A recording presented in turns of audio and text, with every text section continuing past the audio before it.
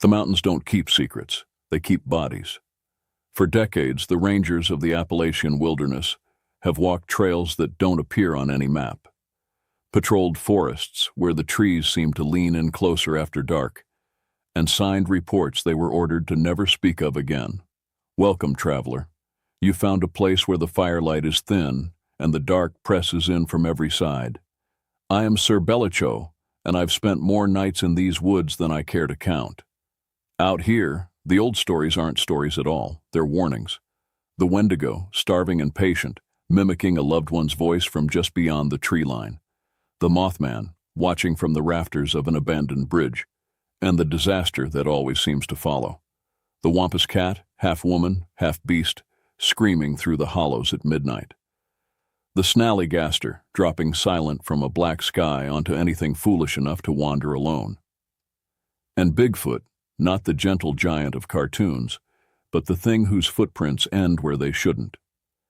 So check your flashlight, stay on the trail, and whatever you hear calling your name out there, don't answer it. This is Mr. Bellicho. Subscribe, if you dare to come back.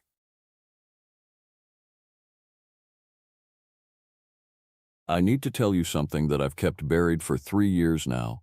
Not because I'm ashamed, but because I was terrified no one would believe me. I still am. But I can't stay silent anymore. My name doesn't matter as much as what I witnessed does. What I am still witnessing in the depths of the Appalachian Mountains. I've been a ranger for the National Park Service for over 15 years. I started in the Smoky Mountains, transferred to Shenandoah, and eventually took a position at a smaller, more remote section of protected land nestled in the eastern Appalachian Range. It's the kind of place most tourists never see. The hiking trails are challenging, the cell service is practically non-existent, and the forest canopy is so thick that daylight seems to fade around 2 in the afternoon, even in summer. My job was straightforward: maintain the trails, monitor wildlife, ensure visitor safety, and file reports on any unusual activity. In 15 years, the most exciting thing I'd encountered was a black bear raiding a campsite and a hiker with a severe ankle sprain that required helicopter evacuation. The work was quiet, solitary. I liked it that way. Parker Alexander was the head ranger back then. Good man. Tough as the rocks beneath these mountains, but fair. He called me into his office one Wednesday in late August, the kind of morning when fog clings to the valleys like something alive, refusing to let go. "I need you on a special assignment," Parker said, handing me a file folder. Inside were photographs, trail camera footage, printed and time-stamped. Grainy images of something moving through the brush near the northern ridge. "What am I looking at?" I asked. "That's what I need you to figure out," Parker replied. "Multiple sightings reported over the past 6 weeks. Hikers getting spooked. One group of campers abandoned their site in the middle of the night. Said they heard something that didn't sound like any animal they'd ever encountered." The photos were blurry, frustratingly vague. Long, muscular body. Feline head. Movements that seemed too fluid, too deliberate. Nothing quite matched any known mountain predator in the database. "Could be a mountain lion," I suggested. "Rare, but not impossible." Parker shook his head. "Mountain lion prints are distinctive. We've found no tracks, no scat, no kills matching feline predation patterns.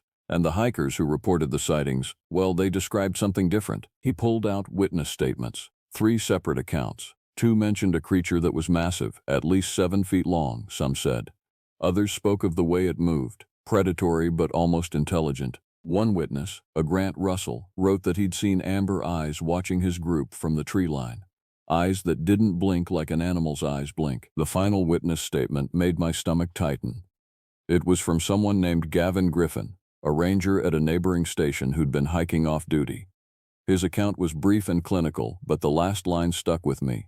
The proportions were wrong. Everything about it was wrong. It looked at me like it was studying me. "I want you to investigate," Parker said. "Document everything. And be careful. Whatever this is, it's smart. That's what worries me more than anything. Not that it's big or fast, but that it seems intelligent." I took the assignment. Part of me was intrigued by the mystery. Part of me was afraid, though I wouldn't admit it then. If I'd known what I was walking into, I would have turned down that folder and walked out of that office. I would have quit the job that I'd spent 15 years building. My investigation began in early September, during the transition when summer's humidity finally broke and the first whisper of autumn cooled the air. The northern ridge where most sightings occurred was roughly 8 miles from the main ranger station, accessible only by a narrow trail that wound upward through increasingly dense forest. I made the hike on a Saturday morning, bringing standard ranger equipment: radio, first aid kit, flashlight, field notebook, and something I wouldn't normally carry: a rifle. Park Service protocol doesn't typically involve armed rangers, but Parker had approved it without hesitation, which told me he was taking this as seriously as I was beginning to. The trail was well maintained but remote. As I climbed, the trees grew taller and thicker, their canopy blocking out more and more of the sky. The forest floor was a carpet of decaying leaves and moss, muffling my footsteps completely. Even my radio seemed to work less reliably the higher I went, reducing to static and whispers when I tested it. By mid-afternoon, I reached the ridge overlook. The view was stunning, endless layers of mountains rolling toward a purple-gray horizon. But I wasn't there for the scenery. The trail camera that had captured the initial footage was mounted about 200 yards back from the overlook, on a massive oak tree. I approached it carefully, noting the surrounding area. The undergrowth here was disturbed in a pattern I recognized. Something large had been moving through it repeatedly, taking the same path. Behind the camera, in the soft ground near a small stream, I found what Parker had been unable to locate: tracks. They were massive. The hindprint was nearly the size of my hand, but the shape was all wrong for any animal I knew. The pad structure was feline, that much was clear, but oversized and disturbingly human-like in their deliberate placement. These weren't the scattered random paths of a hunting animal. These tracks followed a circuit, as if something had been patrolling this area. I photographed everything, made detailed sketches in my notebook, and collected plaster casts of the most detailed prints. My hands were shaking slightly as I worked. I told myself it was the altitude. As evening approached, I decided to camp at the overlook rather than make the descent in darkness. I set up a small tent, built a fire in the Ranger fire ring, and settled in with my equipment to review the trail camera footage more closely on my laptop. The files were dated over the previous 6 weeks. I scrolled through hours of footage, most of it showing nothing but wind-blown branches and occasional deer. Then, around the 40-hour mark, something appeared. The creature filled the entire frame. I'll do my best to describe what I saw, knowing how impossible it sounds. Imagine a mountain lion, a puma, sleek and muscular, but enlarged to a truly grotesque size. The body was perhaps 8 feet long, with a tail that added another 4 or 5. The color was tawny, almost golden, with darker markings that suggested it might have stripes beneath its fur. But the head, the head was wrong in a way I still can't quite articulate. The face was too broad, the jaw too prominent. The eyes, even in the low light of the trail camera's infrared, seemed to possess a depth of awareness that no animal's eyes should have. It moved with supernatural grace, each step placing its massive paws with precision. The creature approached the camera, sniffed the lens, and then, and this is what made my skin crawl as I watched, it looked directly at the camera. Not at it, but into it, as if it knew it was being watched. The footage ended abruptly. The next file showed nothing but an empty trail. I played the sequence again, and again. Each time my conviction grew. This was not a misidentified animal. This was not a hoax. And whatever it was aware of human presence in its territory. The night was long. I didn't sleep. I sat by my fire, listening to every crack of wood, every rustle of leaves, my rifle across my lap. Twice I heard sounds in the darkness, low vocalizations that might have been wind through the peaks, or might have been something else entirely. At around 3 in the morning, I heard it clearly, a scream. Not human, not anything I'd ever heard. It was high-pitched and piercing, but with an undertone of something deeper, something that resonated in my chest. It came from somewhere across the ridge, echoing through the mountains. I kept my fire burning and my hand on my rifle until dawn. I spent the next 3 weeks investigating the northern ridge systematically. I set up additional trail cameras, extended my patrols, and interviewed the other rangers about their experiences. Elliot Diaz, who'd worked this sector before my assignment, reluctantly admitted that he'd encountered something on the ridge roughly 2 years prior. He'd quit shortly after, taking a position at a desk office in Charlotte. When I pressed him for details, he refused. "Don't go looking for it," he told me. "That's my advice. Mark it in your reports, warn the hikers, and let it be." But I couldn't let it be. The mystery had hooks in me now. The trail cameras captured more footage over those weeks. Always the same creature. Always moving with that unsettling intelligence. It seemed to follow certain patterns. The same path taken at roughly the same time each night, appearing primarily between midnight and 4 in the morning. Other animals avoided those hours now, or at least avoided that stretch of ridge. I noted a significant decrease in deer and smaller mammal activity during that window. Camden Hayes, a wildlife research consultant the Park Service occasionally contracted, came out to examine my evidence. He was skeptical at first, dismissing the trail camera footage as a combination of film artifacts and pareidolia, our tendency to see familiar patterns in random images. "It's a bear," he said confidently. "Black bear standing on its hind legs. The lighting and angle make it look larger than it is." But when I showed him the track casts and the behavioral patterns I'd documented, his skepticism cracked. He spent an entire day on the ridge with me, walking the creature's usual path, examining the trees where it seemed to pause frequently. "This isn't bear behavior," Camden eventually admitted. "Whatever this is, it has a territory it patrols. It's aware of the cameras. Look at this." He pointed to one particular tree where the creature seemed to deliberately avoid the trail camera's field of view, taking a wider arc around the oak. "That's intentional. It's learned." "So what is it?" I asked. Camden didn't answer immediately. We were standing on the ridge, the afternoon sun filtering through the canopy in golden shafts. It was beautiful and terrible at the same time. "There are stories," he said finally. "Old Appalachian folklore. Cherokee legends, some of them. Settlers' accounts from the 1700s and 1800s. A creature they called the Wampus Beast, or sometimes the Wampus Cat. Large feline, intelligent beyond what nature usually produces. The accounts are consistent enough that I've wondered if there was some basis in fact, perhaps a now extinct wildcat variant or an undocumented species. But I've never found concrete evidence." "And now?" I asked. "Now I don't know what to tell you." I returned to the ridge alone on the first night of October. I wanted to see the creature myself, not from a distance, not on camera, face to face. I know how that sounds. Foolish, reckless. But I'd been studying this thing for weeks. I'd seen how it moved, how it chose its paths, how it seemed to understand that humans were watching. There was something almost respectful in its avoidance of the cameras, like it was acknowledging the game we were playing. I set up a blind near where the creature typically passed between 2 and 3 in the morning. I brought no gun that night. Just myself, my notebook, and a flashlight I left off. The darkness on the ridge at night is absolute. There's no ambient light, no distant glow from civilization. The stars above were brilliant, piercing, but down on the ground it was like being inside a cave. I sat in my blind, controlling my breathing, listening to every sound the forest made. Around 2:30 I heard it. The footsteps were heavy but quiet, the weight of something large distributed with deliberate care. I could hear the creature's breathing, deep, rhythmic, and disturbingly close to something human. I forced myself to remain still. The creature passed within 15 feet of my blind. In the darkness, I could only see its outline against the slightly lighter sky visible through the trees. It was massive, its shoulders nearly at the height of my head, its body the length of a car. The shape was feline, but the proportions were all wrong. Too intelligent, too purposeful. And then it stopped. The breathing halted. I realized, with a cold spike of panic, that it was aware of me. It turned its head, and I caught the faintest reflection of starlight in its eyes. Amber. Luminous. Ancient. We existed in that moment together, predator and observer, locked in mutual recognition. I wanted to look away. I wanted to run, but I remained frozen, understanding on some primal level that any movement would trigger something I wasn't equipped to handle. Then the creature did something that I have no explanation for. It made a sound, not the scream I'd heard before, but something lower. A growl, perhaps, but with modulations that almost sounded like language. It was complex, layered, and it filled me with a strange mixture of terror and sadness. The creature turned and continued along the ridge, disappearing into the darkness. I didn't move for another hour.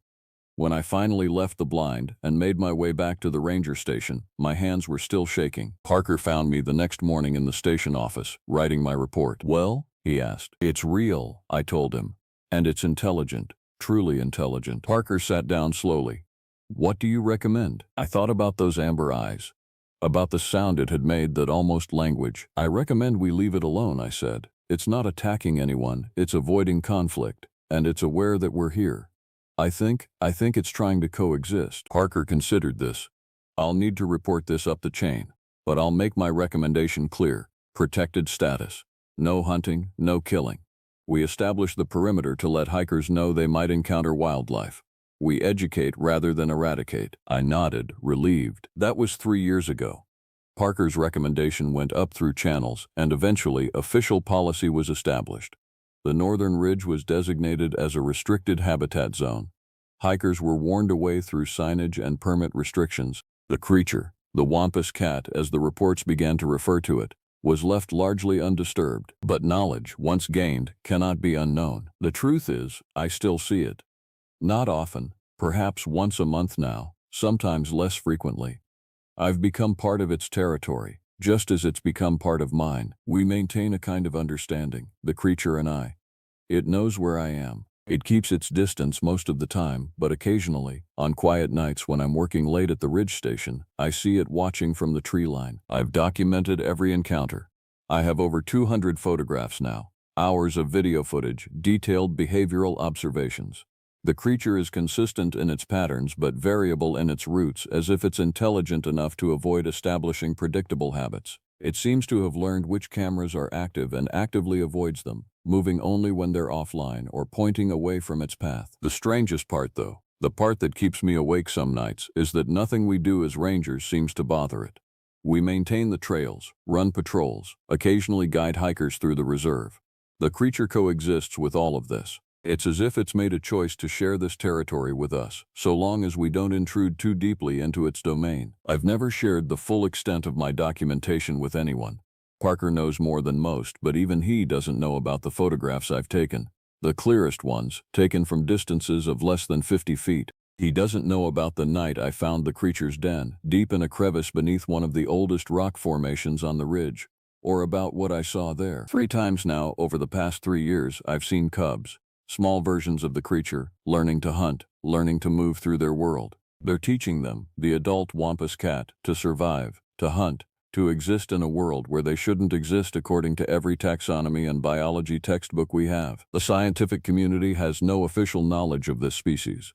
The photographs I've chosen to keep private would revolutionize everything we think we know about North American fauna. They would trigger investigations, capture attempts, specimen collection. The creature would become a zoo animal, or worse, a trophy, a killing to be mounted and displayed. So I keep my silence. I file minimal reports. I continue my patrols and my observations, but I keep the most important information to myself. Last month, something happened that made me finally decide to come forward. Not to any official body, but to whoever reads this. Because I think there's something you need to understand about the wild places that still exist in this country. I was on the ridge at night. Solo patrol, nothing unusual. I heard the low growl of the creature before I saw it. When it emerged from the trees, it wasn't alone. One of the cubs was with it, young enough that it was still quite small, perhaps the size of a large house cat, though broader and more muscular. The adult creature did something it had never done before. It led the cub directly toward me, not in an aggressive manner. It was slow, deliberate, almost ceremonial. They stood before me, adult and juvenile, no more than 10 feet away. The cub was curious, its head tilting as it examined me with those same intelligent eyes as its parent. The adult made that sound again, the almost language, the modulated growl. And this time, I understood that it wasn't threatening. It was teaching. It was showing its offspring what humans were, how to coexist with us. In that moment, I realized something that changed everything for me. We're not the stewards of these mountains. We're guests. We think we manage and control the wilderness, but the wilderness and the creatures within it have their own plans, their own intelligence, their own purpose.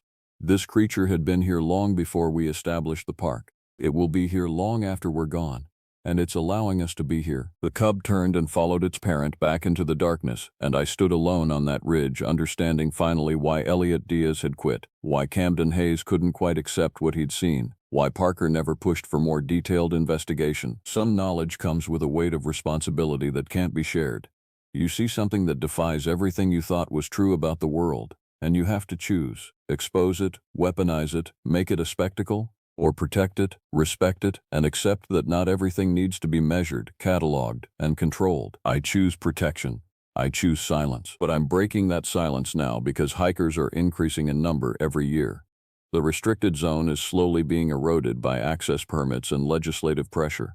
People are encroaching further into the creature's territory, equipped with cameras and social media and the desperate need to capture proof of something extraordinary. If you're reading this and you're planning to hike in the Appalachian Mountains, particularly the remote sections of the Eastern Range, please understand what you might encounter. Not just the creature, though that's real, more real than anything you'll find in a textbook, but the responsibility that comes with encountering something that challenges everything we think we know. If you see it, leave it alone. If you hear it, listen but don't approach. If it appears to watch you, know that you've been granted a privilege that most humans never receive, the acknowledgement of something beyond our understanding, observing you. And if it shows you it's young as it showed me, understand that you've been invited into something sacred. Respect that. The Appalachian Mountains are not our territory. We are merely allowed to inhabit them, so long as we remember that other intelligences move through their depths, older, wiser, and infinitely more at home than we'll ever be. My name doesn't matter. My career doesn't matter. What matters is that you understand. The wilderness is alive with things we haven't named, with creatures that possess intelligence we can barely fathom. And in our arrogance, we continue to build more trails, set more cameras, push deeper into places that were never meant to be fully known. Some mysteries should remain mysteries. Some creatures should remain wild. And some secrets, I'm learning, are kept not out of fear but out of love.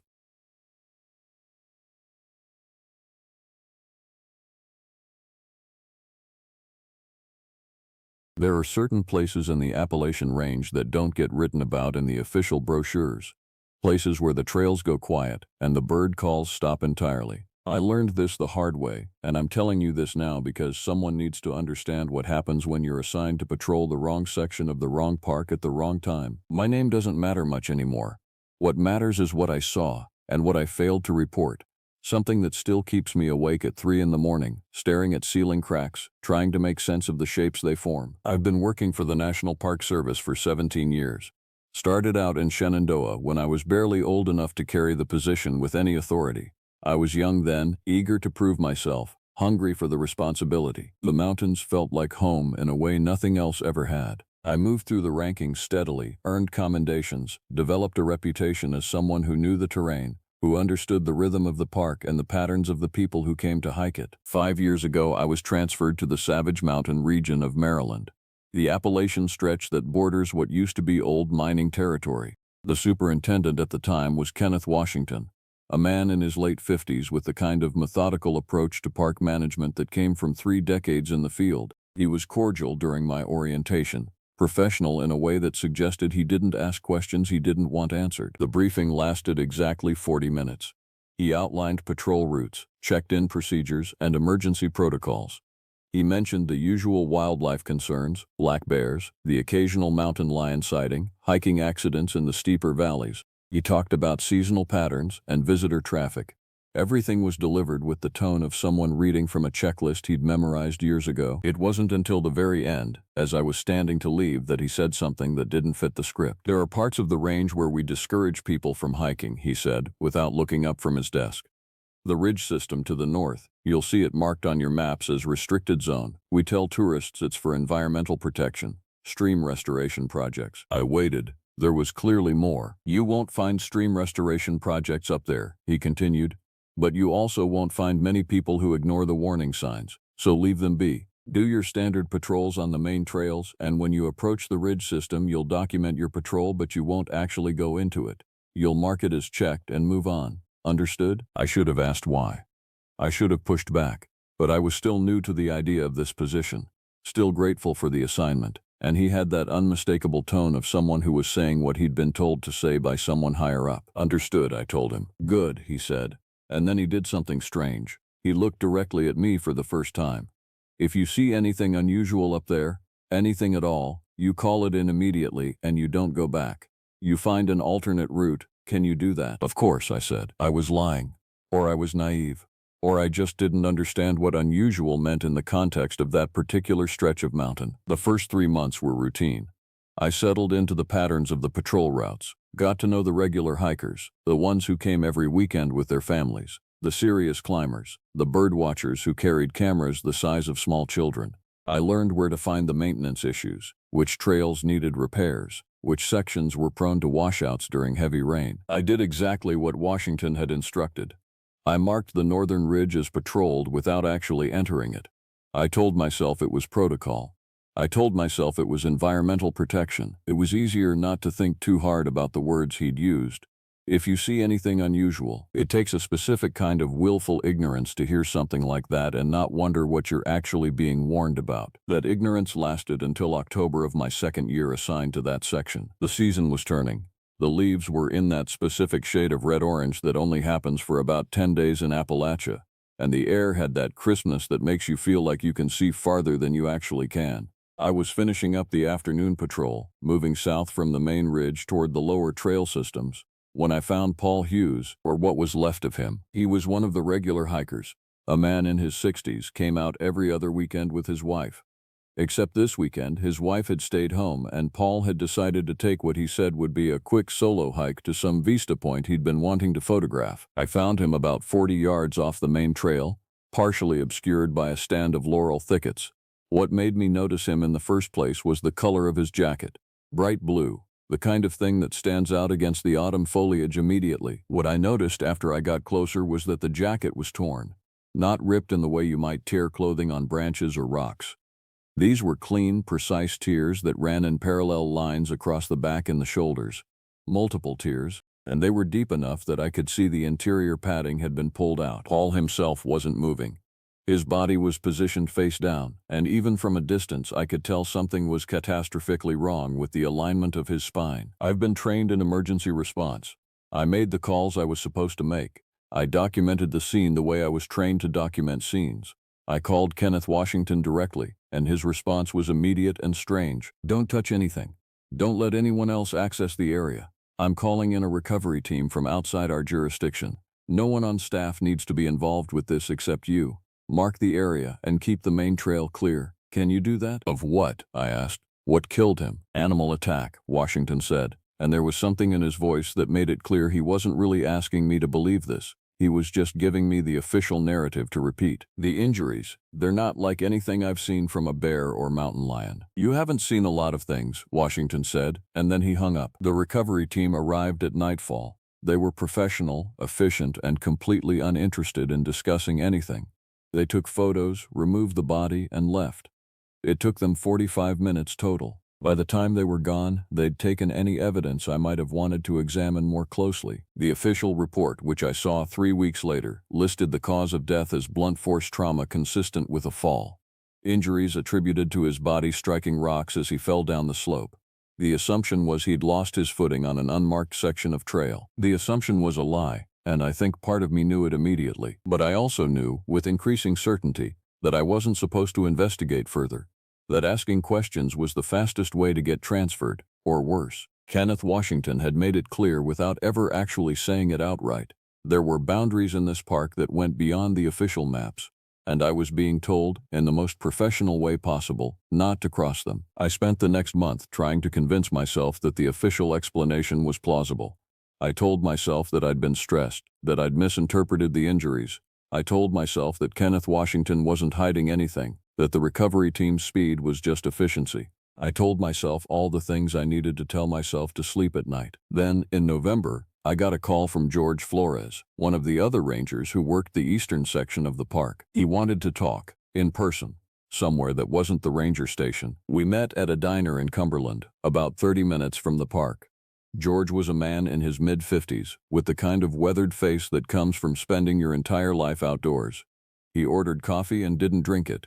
He just stared at the cup like it might hold answers. How long have you been assigned to the ridge section? He asked. About 2 years, I told him. Before that, Shenandoah, 5 years. He nodded slowly. You've never seen anything unusual up there? The northern ridge? Kenneth Washington told me not to patrol it, I said.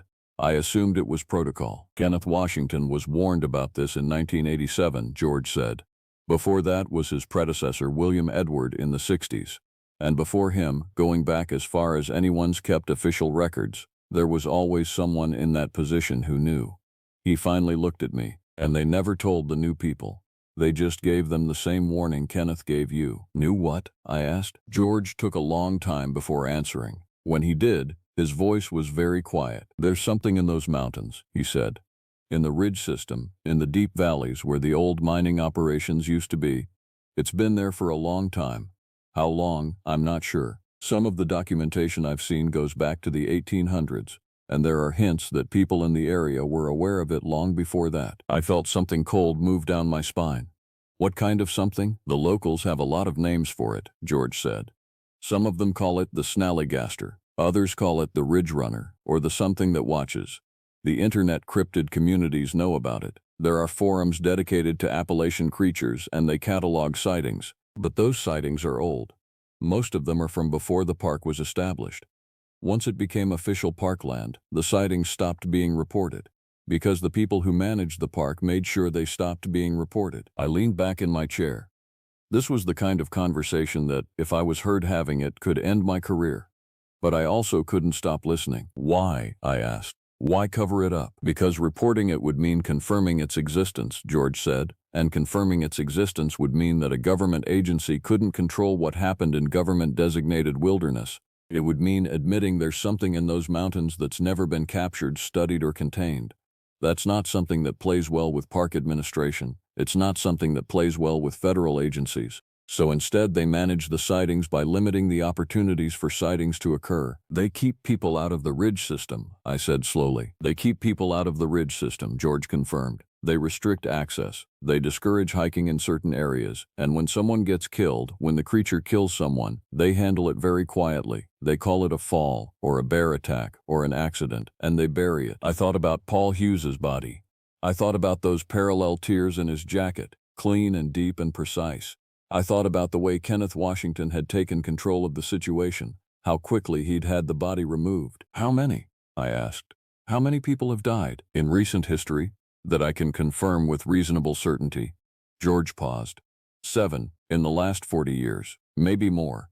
The ones I'm certain about are the ones whose deaths got marked as suspicious by people in the community before they could be officially rewritten. But there are probably others. People go missing in the Appalachian wilderness all the time. Not all of them are officially connected to predator attacks. Why are you telling me this? I asked. Because you're assigned to that section now, George said, and because 2 people have already died in your patrol area since you took the assignment. Paul Hughes, which they're calling a fall, and before that, Mark Patterson, about 14 months ago. Mark was a hiking guide. They said he had a heart attack, but Mark was 43 and in better shape than both of us combined. So now there's someone like me thinking you should know what you're actually dealing with. I sat with this information for a long time. I didn't believe it. I absolutely believed it. I thought George was trying to scare me for reasons I didn't understand. I thought he was telling me the God's honest truth and I was the one who'd been lied to every day I'd worked this job. What does it look like? I finally asked. George pulled a piece of paper from his jacket. It was old, yellowed, with creases that suggested it had been folded and unfolded 1,000 times. It looked like something that had been copied many times over. The quality was poor, the image degraded. It showed a creature. Lean, angular, with a body that seemed to be all wrong proportions. The head was small compared to the body, with what looked like a ridge or crest running down the back. The wings, and yes, it had wings, massive bat-like appendages, were folded against its sides. But what struck me most was the posture. It was captured mid-stride, in a way that suggested it could move at incredible speed. The legs were powerful and backward bent, like a bird's legs. This is from a sighting in 1926, George said. Douglas County. There were witnesses, farmers, people who knew the land. They drew what they saw.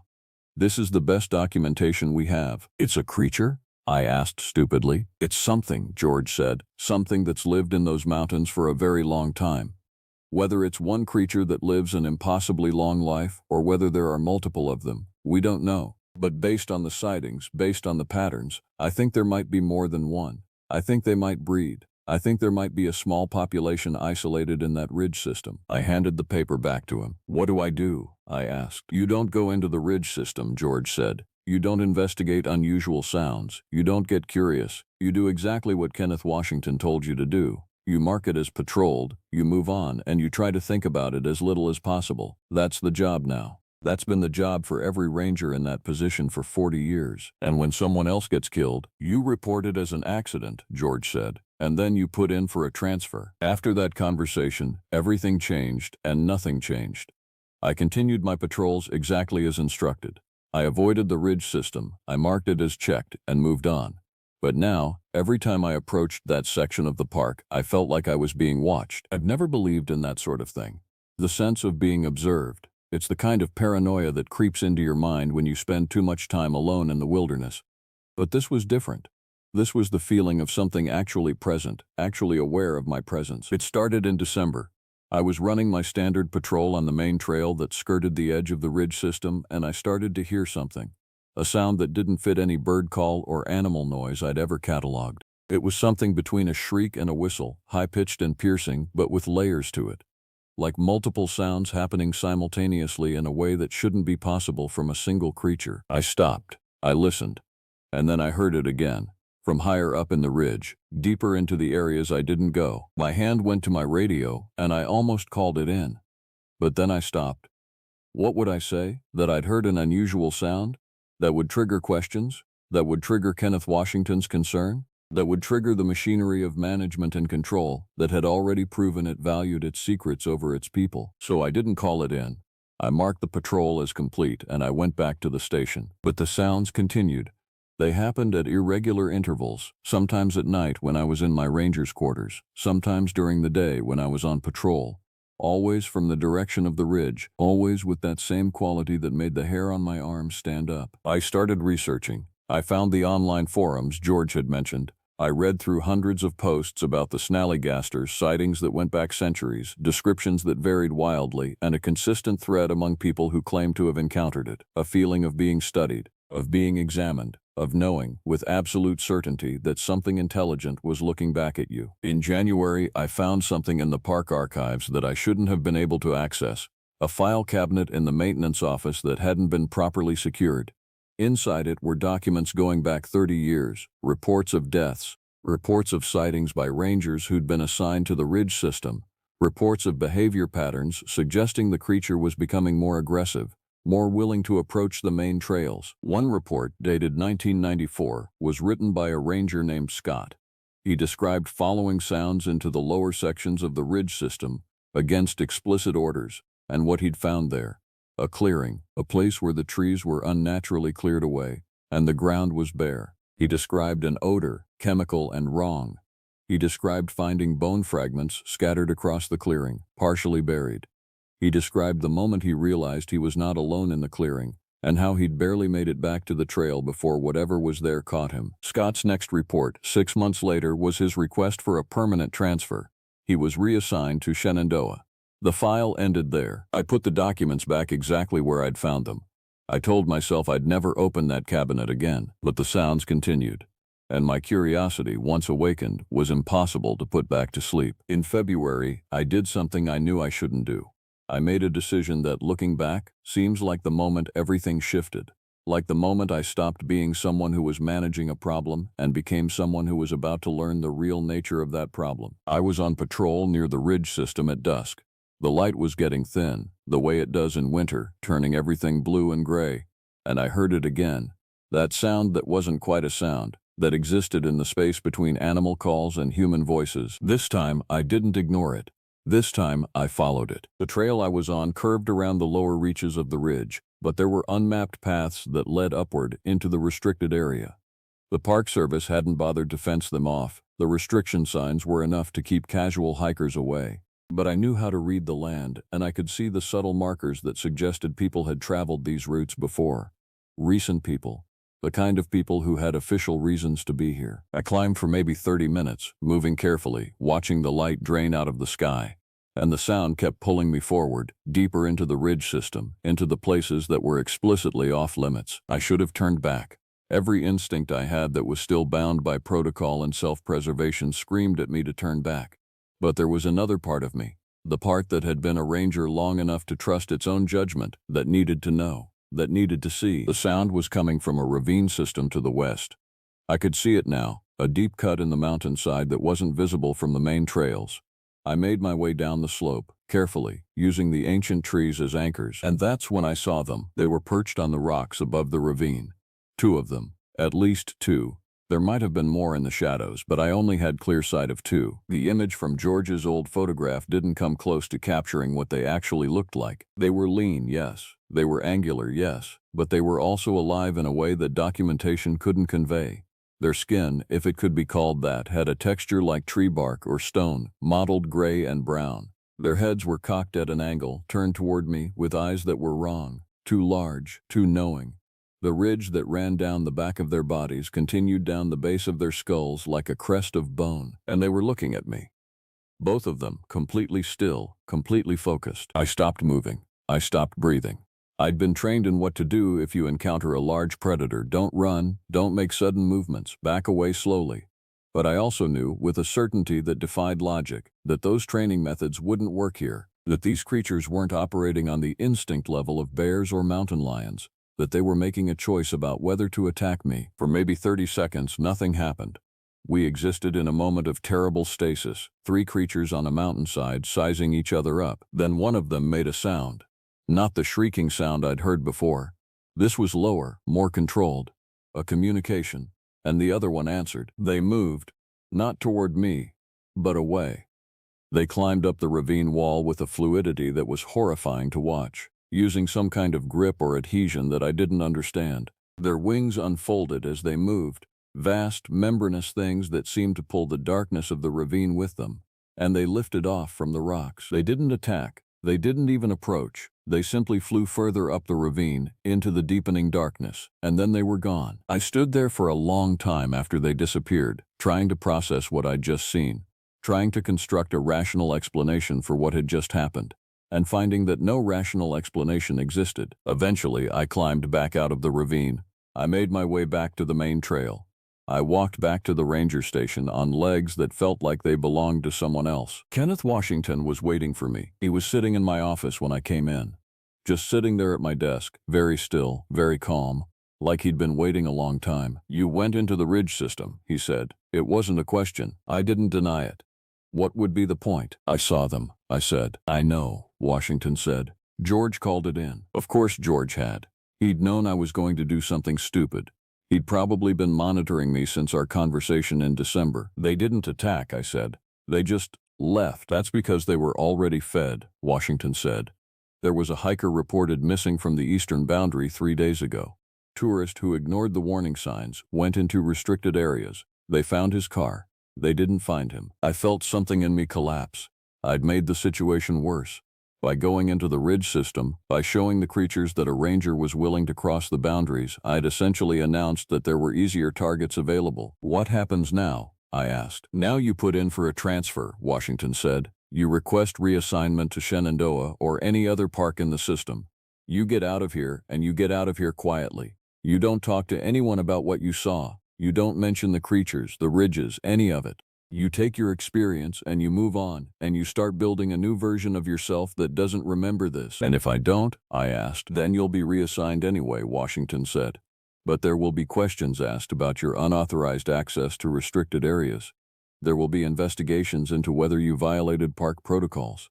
And there will be accusations that you violated my orders. You'll lose your position, you'll lose your pension, and you'll be remembered as a ranger who couldn't follow simple instructions. Or you can be graceful about this, and you can walk away with your record intact." He stood up. He adjusted his jacket. "You have 2 weeks," he said, "to put in the transfer request, to say goodbye to anyone you need to say goodbye to.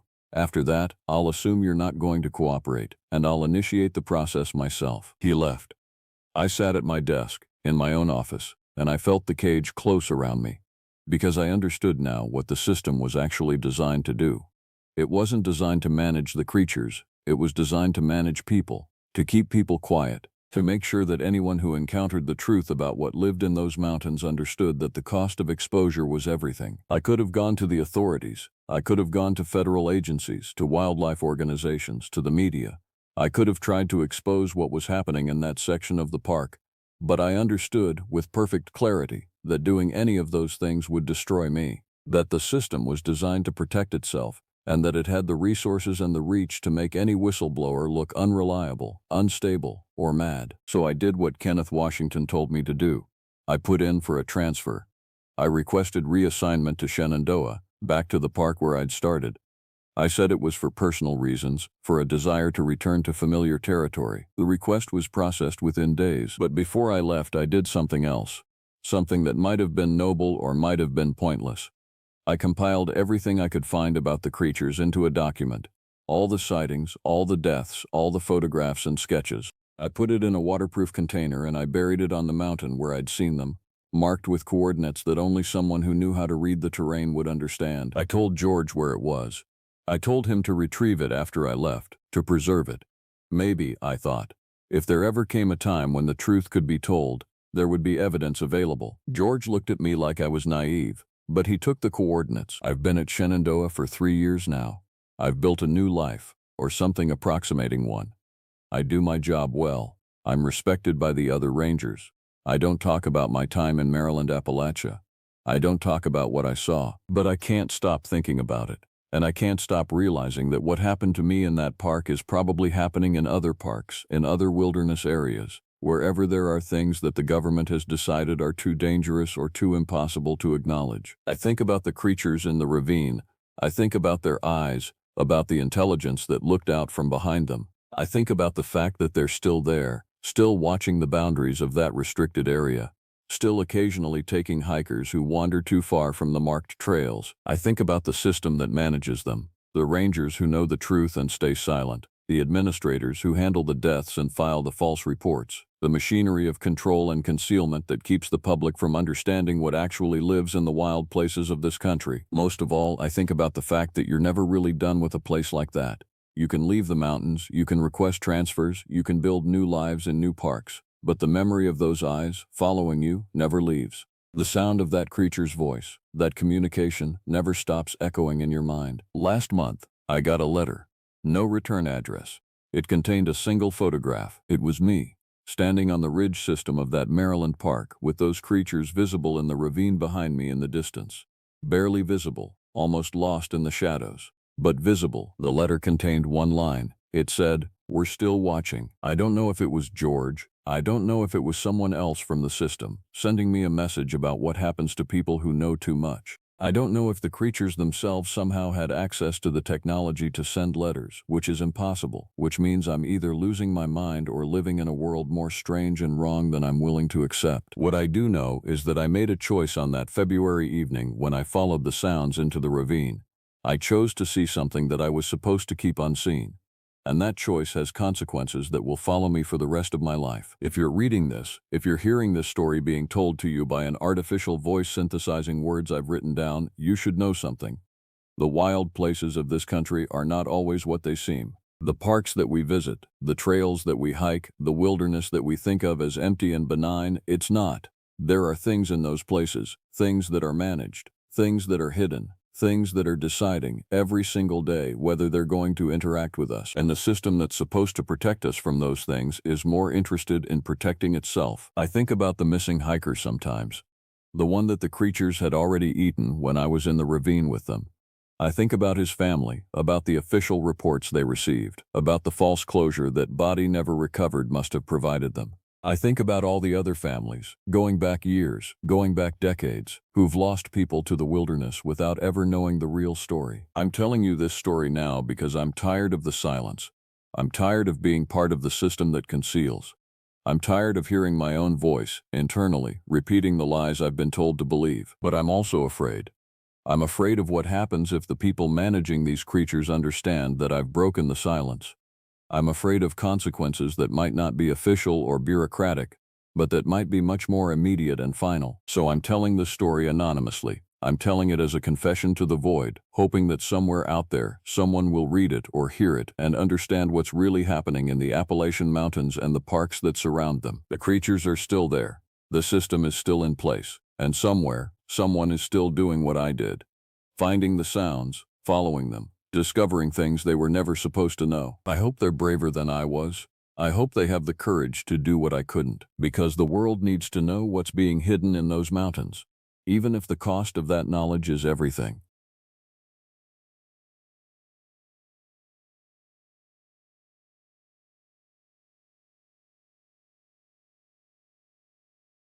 The sound started in March, right when the snow was finally melting off the ridges around Blackwell National Park. I'd been working these mountains for 14 years, longer than most rangers stay in one location, and I'd never heard anything like it. 3 taps, a pause, 3 more taps, rhythmic, intentional, like someone was counting, or signaling, or maybe just reminding whatever was down there that it still existed. My name is Paul Hughes, and for 2 decades I've patrolled these Appalachian peaks, managed the trails that wind through these old coal country hollows, and kept the records of everything that happens within park boundaries. Most of my job involves checking campsites, enforcing trail regulations, and handling the occasional lost hiker. The work is steady and honest, which is exactly what drew me here in the first place. But that March, everything changed. The tapping happened every evening, around dusk, always from the same direction, northeast, toward the old mining region that technically fell just outside park boundaries but close enough that the abandoned tunnels ran underneath our protected land. The sound carried up through the earth itself, through the bedrock and soil, vibrating through boot soles and into bone.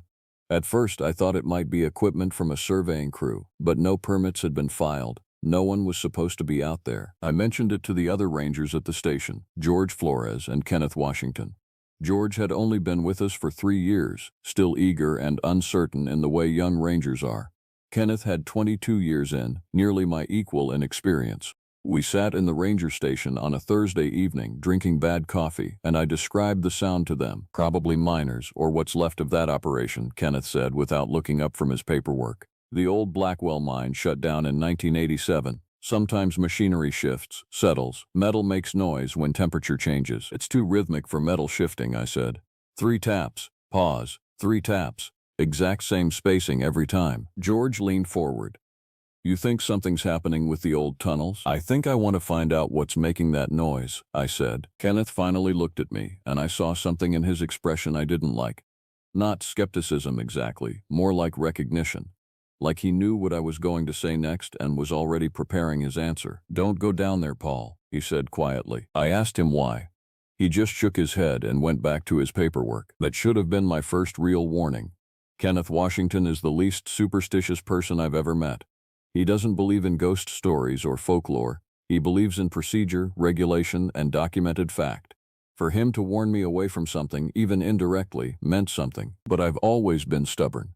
I've always been the kind of person who needs to see something with his own eyes before he'll accept it as truth. So that Friday, I drove out to the old mining district, about 8 miles northeast of the main park, in the private land where the Blackwell Coal Company used to operate. The operation had been defunct for over 30 years by that point.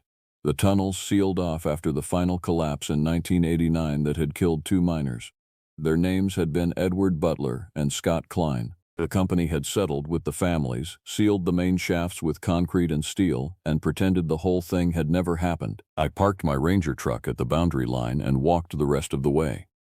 The March afternoon was cold but clear, the kind of spring day where the sun feels warm on your face but the air bites at your exposed skin. The old mining infrastructure was still visible. Rusted equipment, concrete foundations, a few wooden structures that had mostly rotted into the earth. The main shaft was sealed exactly as I'd been told. A massive steel plate bolted over the opening with "Danger, keep out" stamped in faded red letters. The tapping had stopped coming from that location though. I traced the sound, faint in the daylight, but present if you listened carefully, to the eastern section of the old mining site. There was a secondary entrance there, or what had been one. The opening had been closed with a wooden gate, reinforced with chains and padlocks, but the wood had rotted badly over the decades. The gate hung crooked, and there was a gap of perhaps 18 inches at the bottom where I could see into the darkness beyond. I knelt down and looked through the gap. The passage beyond descended at a steep angle, disappearing into blackness, and there, echoing from somewhere deep within, was the sound.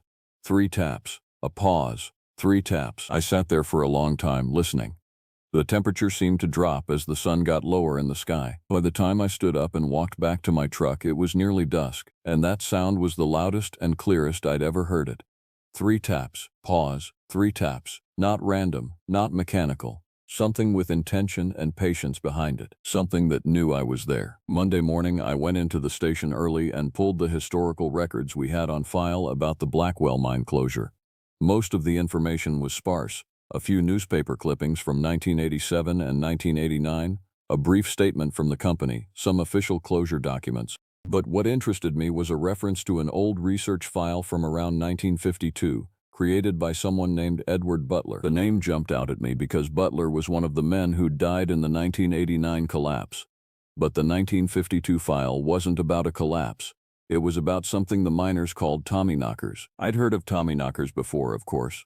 The folklore was common enough in Appalachia, supposedly benevolent spirits that lived in the coal mines that would tap warnings before collapses or gas explosions. Miners all over the region had stories about how Tommyknockers had saved their lives, how the tapping would start when something dangerous was about to happen.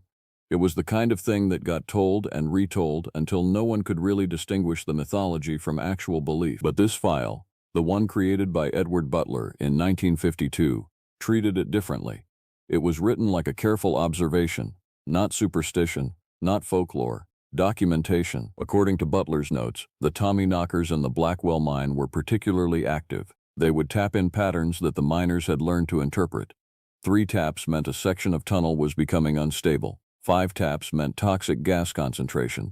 A long series of rapid taps meant immediate danger. Evacuate now. Butler had created a whole system of interpretation, complete with dates and verified instances where the taps had warned of actual danger. The document was dated April 1952. There was a final note at the bottom, handwritten. They seem to know when men are in danger. They've never been wrong. I made a copy of the file and brought it home. That evening, I called Kenneth at his house. His wife answered, and I heard him come to the phone with obvious reluctance. "You read that file yet?" I asked without preamble. There was a long silence. Then, "How did you?" "I found references to it in the historical records. Edward Butler wrote it."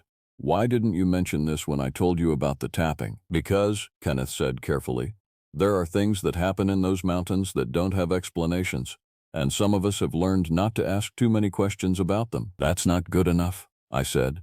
"If something's happening with the old mines, something that affects the park—" "It doesn't affect the park," Kenneth interrupted. "The mining operation is outside our jurisdiction. What happens out there stays out there. And Paul, whatever you're thinking about doing, I'm telling you not to do it. Not because of regulations or procedure, just as a man who cares about you. Let it alone." He hung up before I could respond. I didn't let it alone.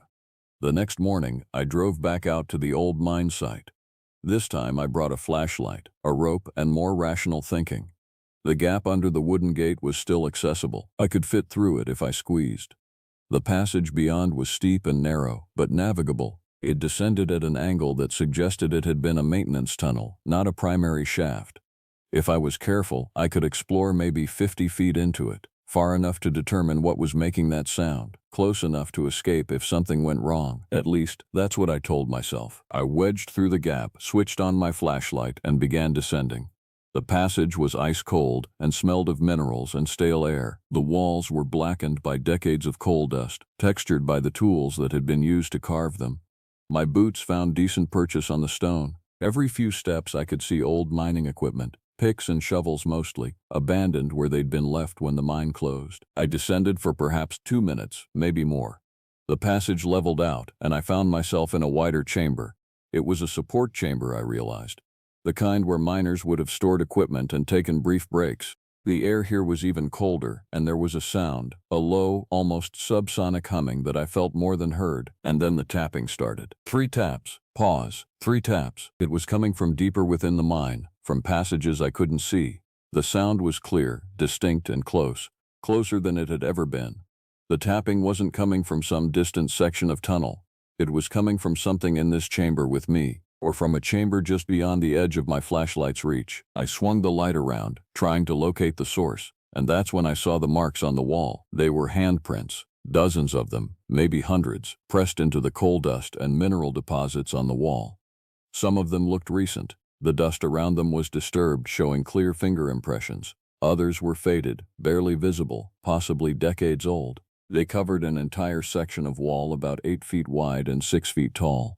Every handprint was human-sized, except that many of them were too small, child-sized. Some of them were missing fingers. I stood there, staring at those prints, my flashlight beam trembling in my hand. The tapping continued. 3 taps. Pause. 3 taps. And now I could hear something else underneath it. A sound like breathing. Like something was in the chamber with me, just at the edge of the light. I didn't stay to investigate further. I turned and ran. Actually ran back toward the entrance. I scraped my shoulder against the wall. My boot caught on a piece of old equipment, and I nearly fell. But I made it back to the maintenance tunnel, squeezed back through the gap, and didn't stop running until I reached my truck. I sat there, engine running, hands shaking, trying to convince myself that what I'd seen could be explained rationally. The handprints were old, obviously. Miners working without proper gloves, pressing their hands against the walls over the decades. Accidents that had resulted in lost fingers. Those happened all the time in mining. I'd read about it in the historical files, but the small handprints, the ones that looked almost fresh, and that sound underneath the tapping. That sound like something breathing, something waiting. I didn't tell Kenneth what I'd found. Instead, I did something I knew he'd consider a mistake. I called the county records office and asked if they had information about all the deaths that had occurred at the Blackwell mine over its operational period. The clerk was helpful enough. She sent me a list. 53 deaths between 1923 and 1989. 53 families who had lost someone to those tunnels. Among those names were Edward Butler and Scott Klein, the two who died in the 1989 collapse. But there were others that caught my attention. Among them were two children, Margaret Peterson, age 7, listed as dead in 1944, Thomas Hargrove, age 11, listed as dead in 1967. Both deaths were listed as mining accident. Both had family names that didn't match any of the workers I could find in the company records. I was staring at those names when George came into the office. He took one look at my expression and asked what was wrong. I almost didn't tell him. Kenneth's warnings were fresh in my mind, but George was young, unburdened by whatever knowledge had made Kenneth so cautious. So I told him about the handprints, about the small ones, about those children's names in the death records. George went pale. He sat down hard in one of the chairs and didn't say anything for a long moment. "My grandfather worked that mine," he said finally. "He used to tell me stories when I was a kid. He said the mine had a hunger to it. He said people who went down there sometimes didn't come back up. And when they did come back, they were different." "Different how?" I asked. "He wouldn't say. He'd just shake his head and tell me to never, ever go near those tunnels. Never." George looked at me.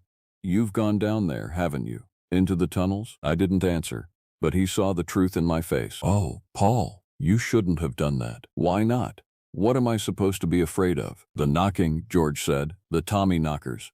My grandfather said they don't just warn of danger. That's the story they tell, the folklore. But the real story, the story people stopped telling after a while because it was too awful, is that there's something else, something that lives in the deep tunnels, something that was there before the mines were dug. The mining just woke it up or disturbed it, and now it's trapped down there and it's angry." "That's folklore," I said. But my voice wasn't as confident as I wanted it to be. "My grandfather also said the tapping never stops," George continued, "that it goes on, day and night, always that same pattern. 3 taps, pause, 3 taps. And if you listen to it long enough, if you start to understand what it's saying, you start to want to go back. You start to need to go back." We both fell silent. "Kenneth knows," George said. "He's always known. That's why he warned you." "Where does Kenneth live?" I asked. George gave me an address, and I left immediately. Kenneth's house was a small ranch about 15 minutes from the station, set back off the main road with woods on 3 sides. His wife, Margaret, answered the door. She knew immediately why I was there. My expression must have been answer enough, and she let me in without a word. Kenneth was in his study. He'd been expecting me. "The handprints," I said. "The children's names in the records. The tapping that never stops. What is it? What's really happening in those mines?" Kenneth closed his book carefully and gestured for me to sit. For a long moment, he didn't speak. Then, in 1978, I was transferred to Blackwell National Park from a position in Kentucky. My first month, I started hearing about the old mine. The stories. Every person I talked to who had any connection to it, family members who'd lost people, old miners, even some of the historians studying the area. They all had variations of the same basic narrative. Something lived in the mines, something old, something that had started taking people before they even began mining there, and the mining tunnels just created more passages, more places for it to hide and hunt. "That's superstition," I said. "Yes," Kenneth agreed, and I didn't believe it either, not for a long time. But then in 1992, a family, tourists, they decided to explore the old mine because they'd heard the folklore and they thought it would be a fun little adventure. Parents and their 2 children. They went down through that same maintenance entrance you found." Kenneth paused, and the weight of what he wasn't saying seemed to fill the room. "Only the parents came back out," he continued quietly. "They were not in a good state. They couldn't explain what happened. They just kept saying they'd heard tapping, and they'd followed it, and at some point they'd gotten separated from the children. The children wouldn't respond to their calls. When search and rescue went down, they found nothing. No bodies, no signs of the children. Nothing. Just those tunnels, going deeper and deeper into the earth, and that sound, that eternal tapping. That can't be real, I said. There would be records. There would be an investigation. There was an investigation, Kenneth said. It was written off as a mining accident. The children were presumed lost to one of the unstable sections of tunnel. The parents were given support and counseling, and they left the area as soon as they could. The case file exists, but it's not something that gets circulated widely. People don't want to think about it. He stood and walked to a filing cabinet, pulled out a folder, and handed it to me. Inside were photographs of 2 children, a boy and a girl, maybe 8 and 10 years old, and a newspaper article from a Kentucky paper, headline, "Family's Mining Tragedy Leaves Many Questions." The article mentioned unstable mining conditions and depths too dangerous for recovery operations. Nothing about the tapping. Nothing about how the children had vanished. I've been in that chair for 34 years, Kenneth said. I've never gone back into those tunnels. Not since that incident. And I've made sure that every ranger who's worked under my supervision understands that those mines are off limits, not for regulatory reasons, not for safety protocol, though that's what I put in the official paperwork, but because something is waiting down there, and every time someone goes in, every time they listen to that tapping and follow it deeper, they give it more of a chance to take them. I looked at the photographs again. The boy and girl stared out at the camera, smiling, alive, innocent. Children who had gone into the earth and never come back. What do you think it is? I asked. I don't know, Kenneth said. I've read every book on Appalachian folklore, every historical account of that mine. Some say it's a vengeful spirit. Some say it's something that was never entirely human to begin with. Some of the oldest stories, the ones my grandfather told me, suggest it came with the coal itself. That it's something that's been in those mountains since the world was young, and the coal is just the remains of what feeds it. The tapping is how it calls, how it tests, how it invites. Invites what? Prey, Kenneth said simply. I didn't go back into the mines for 2 weeks. I tried to convince myself that I was done with it, that I'd satisfied my curiosity and could move on. But Kenneth's story had awakened something in me. Not fear exactly, though there was plenty of that, more like a terrible aching need to understand. The tapping continued every evening, right at dusk. 3 taps. Pause. 3 taps. I found myself timing it, recording it, trying to determine if there was any variation in the pattern. There wasn't. It was perfectly consistent, perfectly regular, as though something was counting, or waiting, or both. I began keeping a journal. I noted the times when the tapping occurred, the weather conditions, the precise direction of the sound. I was trying to build evidence, to make something that was fundamentally irrational seem rational through the accumulation of data. It's what we do when we encounter something that frightens us and we can't acknowledge the fear. We quantify it, we measure it. We pretend that understanding its physical properties somehow diminishes its power. It doesn't, but I didn't understand that yet. On the 15th day, I noticed something. The tapping had increased in frequency. It was no longer just coming at dusk. Now it was starting in the late afternoon and continuing through the evening, sometimes into the night. And the pattern had changed. Still 3 taps, but sometimes there were additional taps interspersed. A pause. 3 taps. A longer pause. 3 taps. Pause. Tap. Tap. Tap. It was like something was trying to communicate in a language I was almost capable of understanding. I became obsessed. I spent my evenings sitting in my cabin, listening to the sound, trying to decode whatever message the tapping contained. I started researching Appalachian folklore more seriously, reading accounts from miners going back over 100 years. What I found was consistent. The Tommyknockers always tapped in a pattern. The pattern was always meaningful, and when miners understood what the pattern meant, they learned to interpret it as warning or guidance. But there was another element, one that appeared in the older stories. The miners who became best at understanding the Tommyknockers' language often didn't come back from the mines, or if they did, they were changed. They would wander back into the mines, drawn by the tapping, until eventually they didn't come back at all. One night, I think it was around 2 a.m., I got out of bed and drove to the old mine site. I don't remember consciously deciding to do it. I just found myself in my truck, driving toward those tunnels, as though my body knew something my mind was still denying. The maintenance tunnel entrance was easier to access the second time. I knew what to expect, or I thought I did. I brought better equipment, a powerful flashlight, a respirator in case of bad air, a length of climbing rope. I told myself I was going to mark the passage as I descended, establish a safety perimeter, and retreat if I encountered any real danger. None of that happened. I descended past the support chamber, past the handprints that still covered the walls. The tapping grew louder, more insistent. The passages began to branch, multiple tunnels spreading out in different directions, but I didn't hesitate at the branches. I was being called to a specific place, guided by the pattern of sound. Left here, right there. Down a shaft where the floor had partially given way but where passages remained navigable if you knew where to step. The deeper I went, the colder the air became. But it wasn't the cold of stone and earth anymore. It was a different kind of cold. The cold of something vast and ancient and aware of my presence. The air itself seemed to have weight. I was breathing it in slowly, carefully, trying not to disturb it. And then I came to a chamber unlike any I'd seen so far. It was enormous, far larger than should have been possible in a mine this small.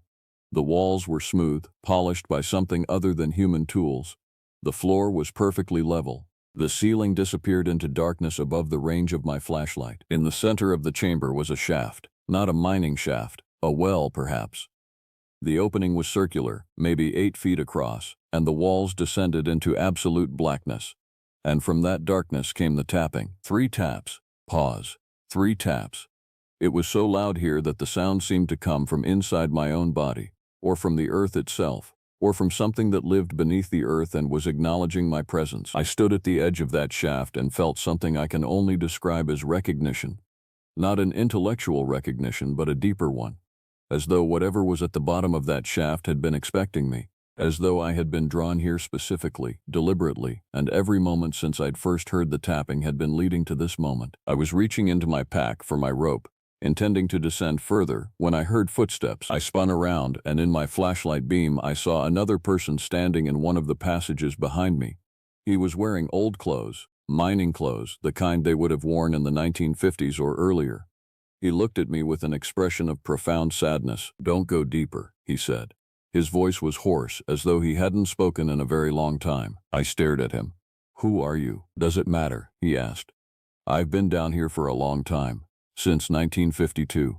Since the day I first heard the tapping and decided I needed to understand what it meant." The realization hit me like a physical blow. Edward Butler. "Yes," he said. "I was trying to map it, trying to understand it. I created the first interpretive matrix, the system for understanding what the taps meant.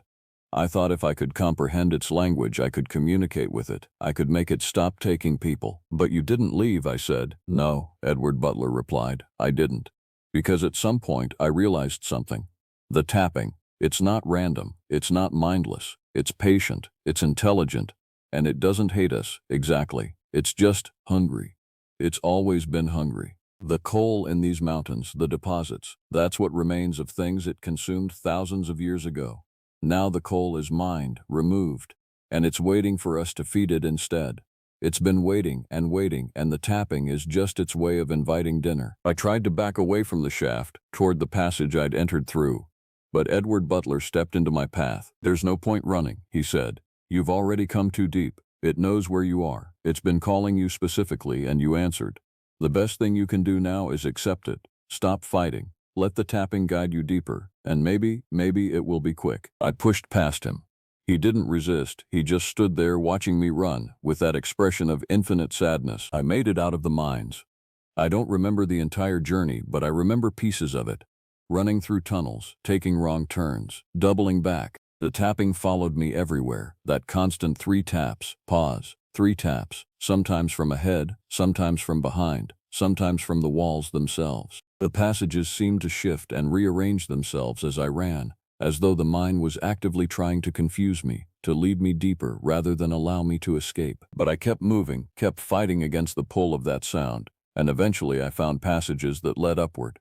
I felt the temperature rising, smelled the scent of living earth and open air. And then I was at the maintenance entrance, squeezing through the gap, bursting out into the darkness above. I collapsed against my truck and couldn't move for what felt like hours. When I finally did move, when I finally checked my watch, I realized I'd been gone for 6 hours. I had no clear memory of that time.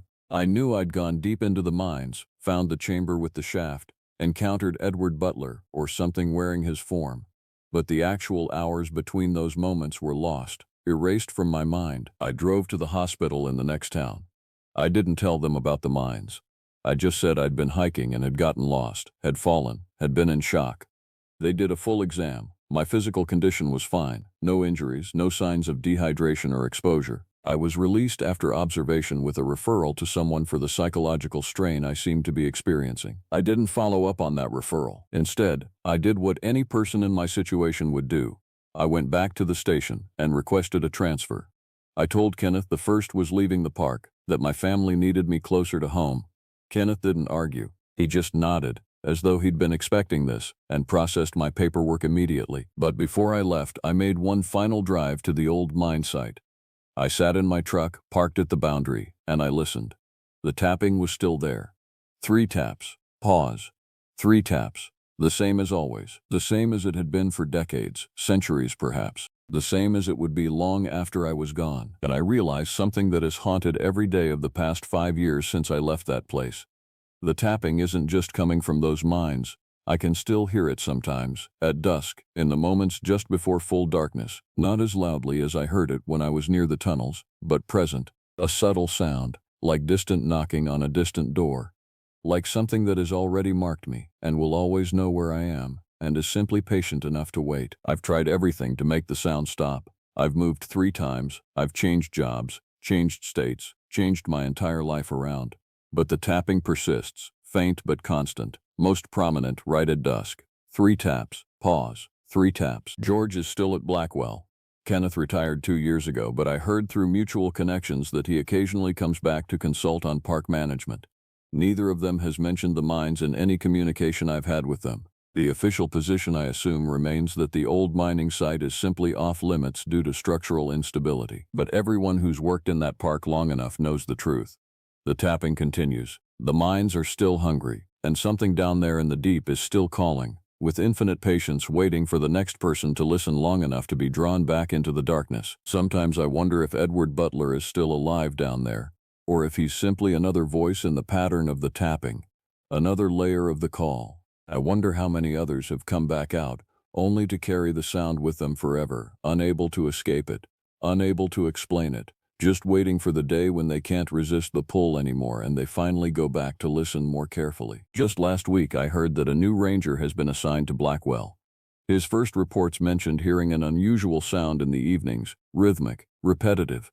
3 taps, then a pause, then 3 more taps. I haven't contacted him to warn him. Kenneth's warning did nothing to stop me, and I knew far more than any ranger could convey in a few words. Besides, I think some people are meant to hear the calling. And once you've heard it clearly enough, once it's marked you, there's really no escape. The tapping never ends. It just waits for you to understand what it means. Even now, as I record this account, I can hear it in the background. 3 taps. Pause. 3 taps. It's coming from everywhere and nowhere at once. And I know that one day, maybe soon, maybe years from now, I'll stop being able to resist it.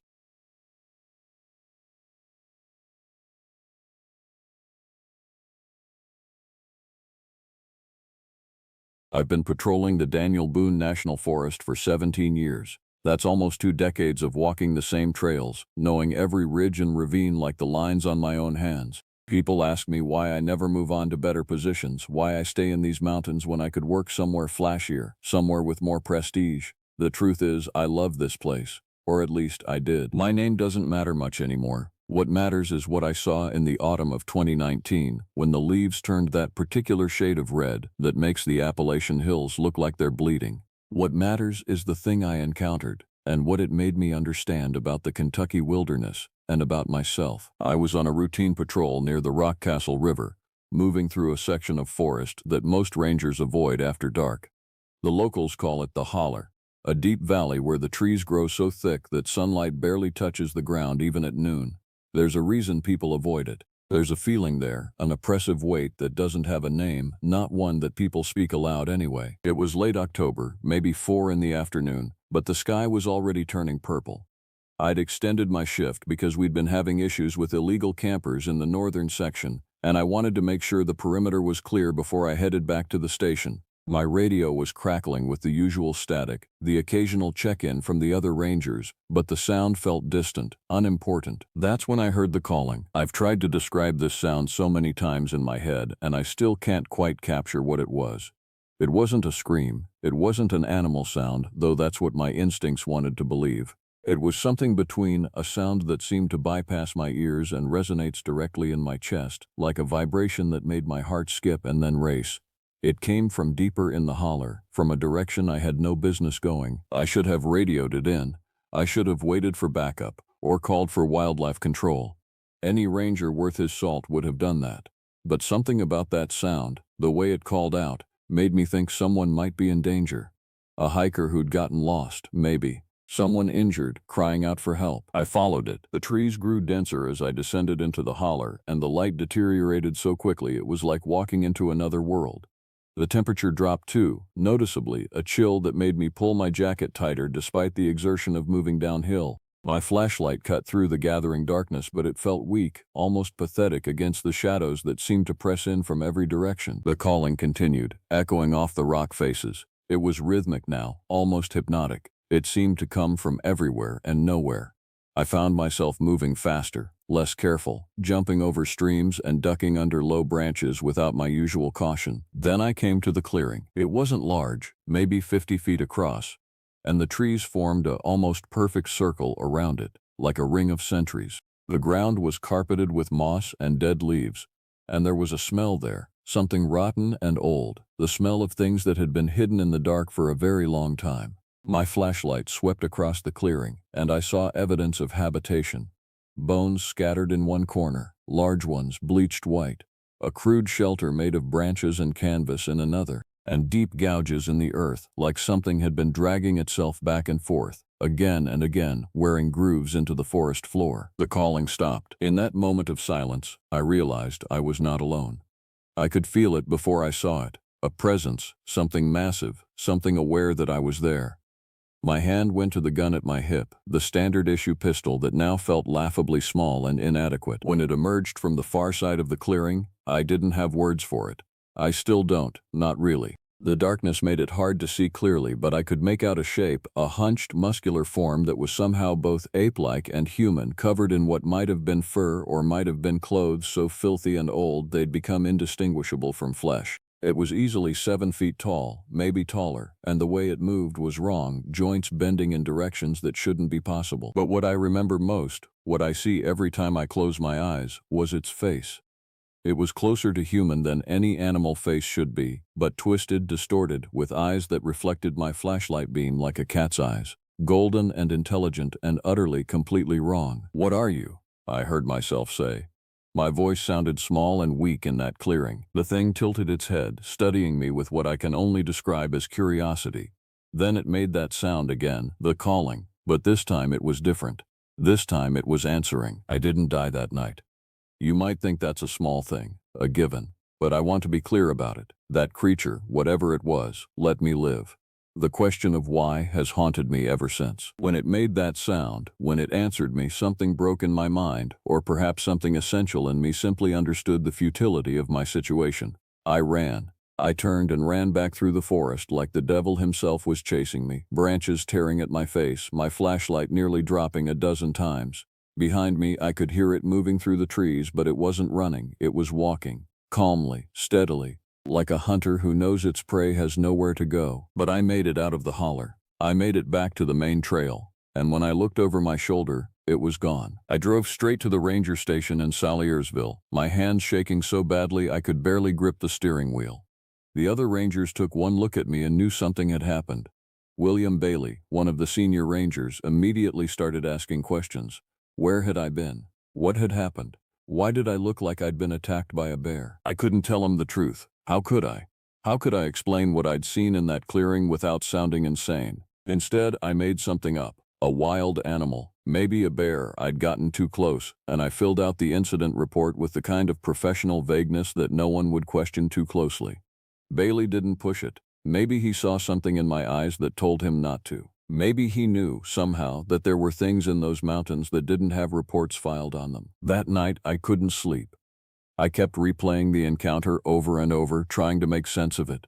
The way it moved, the intelligence in those eyes, the fact that it had let me go, it didn't make sense. Predators don't let their prey escape unless they've already marked them for something else. Over the following weeks, I obsessed over the clearing. I read every legend I could find about Appalachian creatures, the Mothman sightings in Point Pleasant, the Wampus Beast, the Michigan Dogmen, stories of feral men living in the deep woods, tales of mutated creatures from coal mining accidents and radiation exposure. None of it fit. None of it quite captured what I'd seen. But the more I researched, the more I realized something unsettling. My encounter wasn't unique.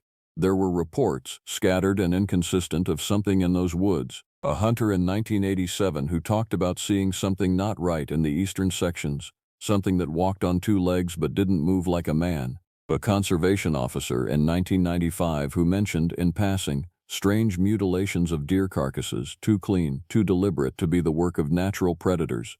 A forest ranger from the 1970s, now retired, who'd written in an old log hidden in the station's archives about hearing sounds that no living thing should make, coming from the Daniel Boone area. The pattern was there. It had always been there. And now, knowing what I knew, I could see it clearly. The creature, what I would later come to think of as the hillbilly beast, though I know that's not what it is, had a territory.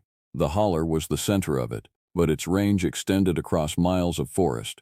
It had been there for decades, maybe longer. It had learned to avoid the main trails, to move through the deepest parts of the wilderness where no sane person ventured.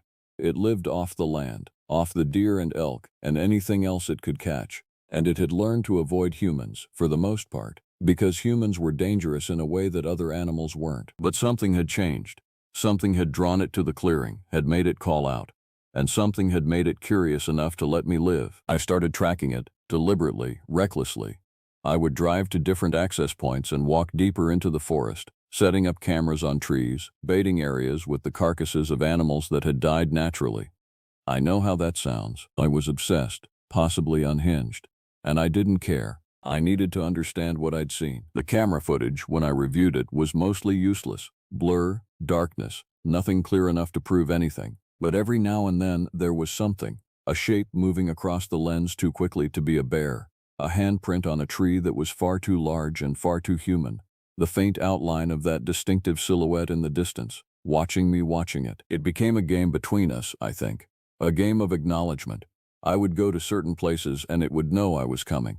I would find markers, trees torn in a particular way, stones arranged in patterns that seemed almost intentional, the remains of large animals positioned to be found. It was leaving me messages. It was testing me. Robert Bell, the station chief, started to notice my behavior. I was taking longer patrols, radioing in less frequently, sometimes disappearing into the forest for 12, 14 hours at a time. He pulled me aside one morning and asked directly if I was okay. He mentioned that he'd heard I was asking a lot of questions about old incident reports, that I seemed preoccupied. I lied to him. I said I was fine, just spending extra time making sure the forest was safe. I didn't mention that I'd been in the holler 3 times in the past month. I didn't mention the scratch marks on my arm where I'd been too close to something dangerous, though I blamed those on brambles. And I definitely didn't mention the photographs I'd been taking, the evidence I was gathering of something that everyone would laugh at, or worse, something they would take seriously enough to organize hunting parties. But Bell knew something was wrong. I could see it in the way he looked at me. He just didn't know what. Things escalated in November. I was off duty, at my small house on the edge of Saliersville when it happened. I live alone, in a cabin I'd inherited from my grandfather, with nothing but forest on 3 sides and a dirt road on the 4th. It's isolated enough that I can go days without seeing another person, which is how I prefer it. The scratching started around midnight. At first I thought it was an animal, a raccoon maybe, or a possum, but raccoons don't scratch at your walls in a pattern. 3 lines, pause, 3 lines again, like they're trying to write something. I got out of bed and went to the window, looking out into the darkness beyond my porch light. That's when I saw it, standing at the edge of the tree line, about 30 yards from my house.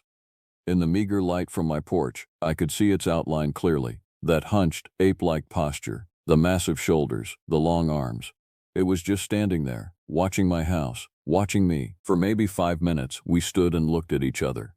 Me on one side of the glass, it on the other.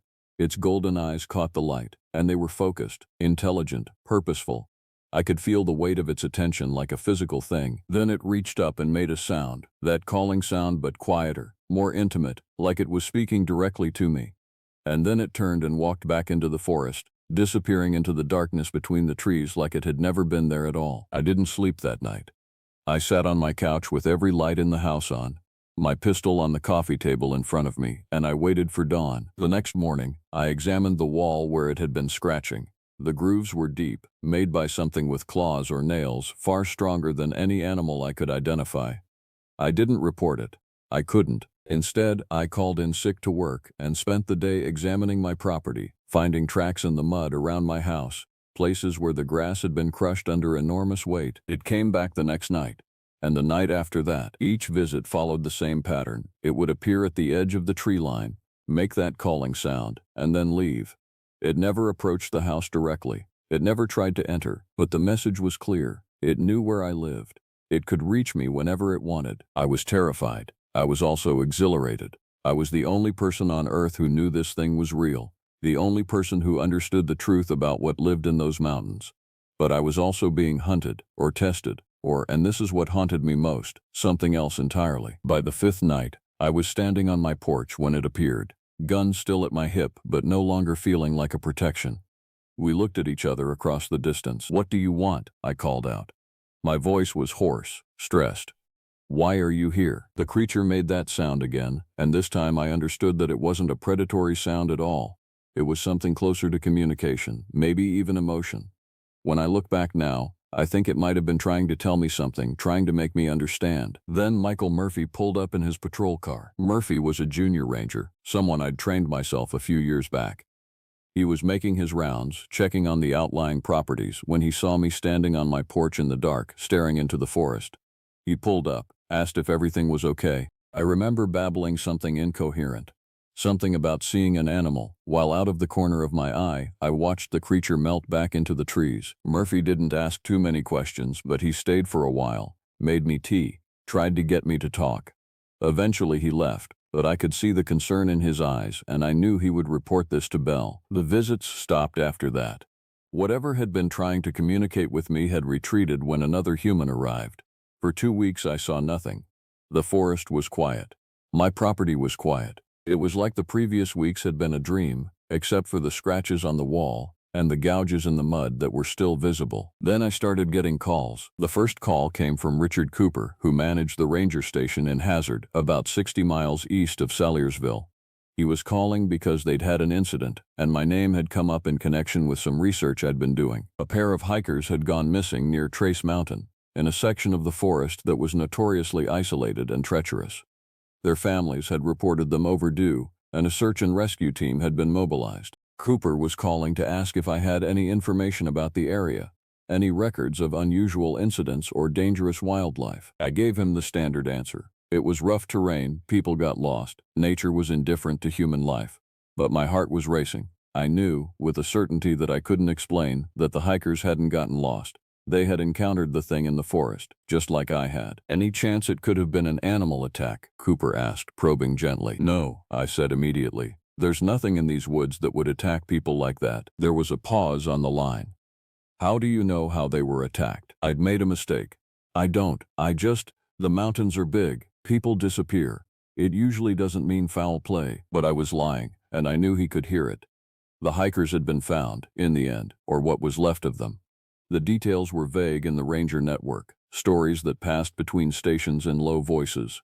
There were signs of violence, but the wounds didn't match any known predator. The bodies had been arranged in a specific way, positioned carefully, almost respectfully, and there had been tracks, large ones, bipedal. It was the work of the hillbilly beast. Joseph Rodriguez, a veteran ranger who worked the eastern stations, reached out to me directly about a week later. We'd overlapped at the training academy years ago, and we'd kept in touch loosely. He called me at home, which was unusual, and asked if we could meet in person. We met at a diner in Whitesburg, far enough from our respective stations that we were unlikely to run into other rangers. Joseph ordered coffee and sat across from me in a corner booth, and then he told me what I needed to hear. "There's something in these mountains," he said without preamble, "something that's been here a long time. The rangers know about it. Some of us anyway. The old-timers, we don't talk about it, because who would believe us? But it's real, and it's not interested in leaving." I felt my chest tighten. "What is it?" "We're not sure," Joseph said. "Nobody's ever gotten a clear look at it and lived to talk about it in any official capacity. But the evidence suggests, I don't know, a mutation maybe. A species that evolved in isolation in these deep forests. Or something older, something that's been here since before the mountains were settled. There are stories in the Appalachian folklore, old tales from the indigenous peoples who lived here before we came, about something that lived in the deep places, something that was neither animal nor human. I wanted to tell him about my encounter, about the creature that had visited my house, about the clearing in the holler, but I held back. Instead, I asked, why hasn't anyone tried to deal with it? Joseph smiled sadly. Because dealing with it would require proof, and proof would require an incident significant enough that we couldn't keep it quiet anymore. And then what? We'd have every conspiracy theorist and cryptid hunter in the country descending on the Daniel Boone National Forest. We'd have the Forest Service sending in people with guns and tranquilizers, turning the entire region into a circus. It's better to let it be. It's better to avoid the deep places and pretend we don't know what's out there. But it's killing people, I said. People die in the forest all the time, Joseph replied. Hikers fall off cliffs, climbers get caught in storms, campers have accidents. As long as the deaths are spaced out, as long as they can be explained away as natural causes or hiking accidents, there's no reason to make an issue of it. The thing has been here for who knows how long without drawing too much attention.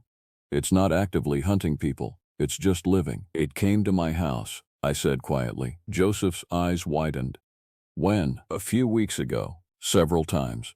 It stood at the edge of my property and communicated. I think it was trying to tell me something. He was quiet for a long moment, thinking. That's not good, he finally said. In the 20 years I've been tracking this, I've never heard of it approaching a ranger's private residence. It's always been territorial, but in the deep forest, if it's changing its behavior, if it's becoming more bold, what does it want? I asked. I think, Joseph said carefully, that it's trying to make you an ally, or a witness. Something's changing in those mountains. I can feel it. There's a reason those hikers died, and it's not random. The creature is making a point about something. It's been 6 months since Joseph told me that. 6 months since I started understanding that I'm caught between two worlds, the rational world of ranger protocols and incident reports, and the hidden world of the mountains, where creatures that shouldn't exist follow their own rules and live by their own laws. I've thought about quitting. I've thought about leaving Kentucky, getting as far away from the Daniel Boone National Forest as I can. But I don't. I go to work. I file my reports. I do my job. And I wait. Because the creature is still out there, and it's still watching me. I've been back to the holler twice since my first encounter. The clearing is exactly as I remember it. The scattered bones, the crude shelter, the deep gouges in the earth from endless pacing. But there's something new. Markings on the trees, symbols carved with deliberate precision. They're not random, they're not natural. Someone, or something, with intelligence and purpose made them. I've been researching those symbols.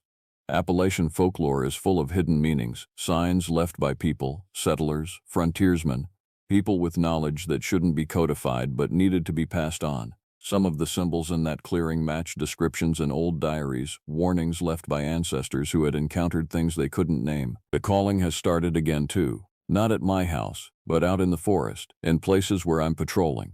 Rhythmic, purposeful, like a conversation I'm supposed to understand. Each time I hear it, I know the creature is closer than it was before, mapping my movements, learning my schedule. I think it's training me.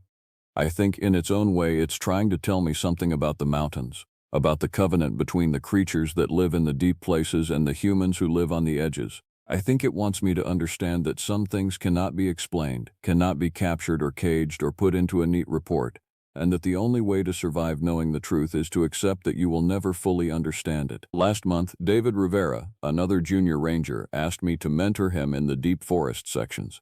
I said no immediately, and I've been avoiding him since, because I'm starting to think that the creature might want a second witness, a second person to understand what's really out there. And I won't put that burden on anyone else. But I also can't deny that when I'm in those mountains, when I hear that calling echoing off the rocks and through the trees, there's a part of me that answers. A part of me that's been changed by what I've seen, that's no longer fully human in the way I was before. A part of me that belongs to the holler now, to the deep places, to the thing that walks in the darkness. Bell called me into his office last week. He knows something's wrong. He's heard the reports about the hikers, about the incidents out of hazard, about my extended patrols and my obsessive behavior. He asked me directly, "Are you okay?" And I want the truth. I told him what I could tell him without sounding insane. That I'd seen something in the forest that had changed my perspective on the wilderness. That there were things in those mountains that were worth protecting, even if we didn't fully understand them. That sometimes the right choice wasn't to explain or to document, but to respect boundaries that were older than our institutions. He didn't ask any follow-up questions. He just told me to take some time off, get my head straight, and come back when I was ready to be a professional ranger again. I don't think I'll be coming back. Or if I do, I'll be coming back as something different than what I was. The calling continues. Some nights I hear it so clearly that I know it's not really a sound at all. It's something transmitted directly into my consciousness. A message that bypasses my ears and goes straight to the primitive part of my brain that understands fear and danger and beauty and need. I've been having dreams. In them, I'm in the holler, but I'm no longer human. I have fur on my skin and claws on my hands, and I'm moving through the forest with a grace and strength I've never known. And the creature is there, but it's not threatening. It's welcoming. It's saying, finally, you understand. Finally, you belong here. I wake from these dreams in a panic, my heart racing, my sheets soaked with sweat. But there's also a part of me that doesn't want to wake. There's a part of me that wants to stay in that dream, to finish the transformation, to answer the calling once and for all. William Bailey came to my house last week, off duty, just checking on me. We sat on my porch and drank beer, and he didn't ask any questions about my mental state or my performance. Instead, he told me about his grandfather, who had been a ranger in the 1950s, and who used to tell stories about the deep forests in ways that nobody really understood until much later. My grandfather said there were places where man didn't belong, William said, staring out into the trees. Not because it was dangerous, but because those places were meant for something else. He said a wise man knows the difference between exploring and intruding. He said the best rangers were the ones who could walk the edges without pushing into the core. I think that's what the creature has been trying to teach me. That there are boundaries, that some mysteries are meant to remain mysteries, that the mountains have their own rules and humans are only tolerated because we respect those rules even when we don't fully understand them. The last calling came last Tuesday night, clearer than any before it, coming from the direction of the holler but also from inside my own chest. This time, I didn't ignore it. I drove to the access point near Trace Mountain and walked into the forest. I walked deeper than I ever have before, past the markers I knew, past the familiar trails, into the places that maps don't reach, and I didn't encounter the creature, but I felt it moving parallel to me, keeping pace, honoring some agreement that we had made without ever speaking about it directly. When I finally emerged from the forest, dawn was breaking, and I was different. I can't explain how, exactly. My clothes were torn, my skin was marked with scratches, my mind was hazier, less anchored to the rational world, but I felt understood, accepted. Like something ancient and vast had finally acknowledged my existence and decided I could be trusted. I drove back to my house and wrote this account. I'm putting it out into the world now because I need someone else to know the truth. I need there to be a record, a testament to what exists in those mountains, even if no one believes it. The creature is still out there. I'm still listening. And every night, when the darkness falls, I hear the calling, and I know it's only a matter of time before I answer it completely. I'm not afraid anymore. I'm waiting.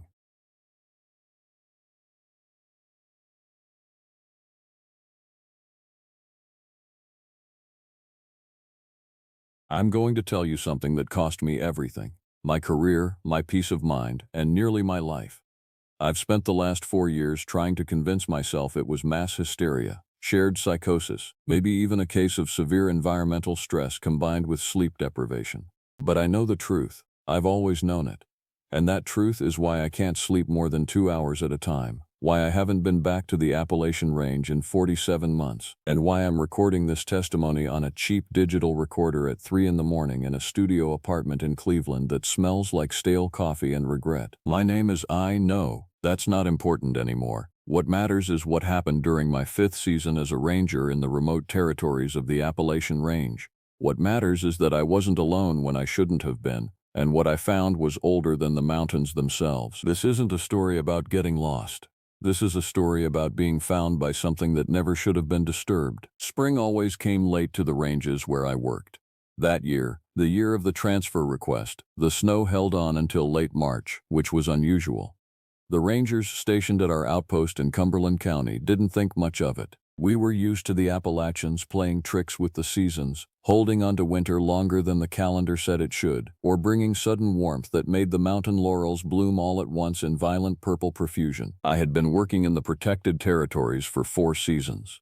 4 good seasons if you don't count the increasing sense that something was wrong with the land itself. That sounds paranoid now. I know it does. But you have to understand the subtle ways a place can unsettle you. It's not always dramatic.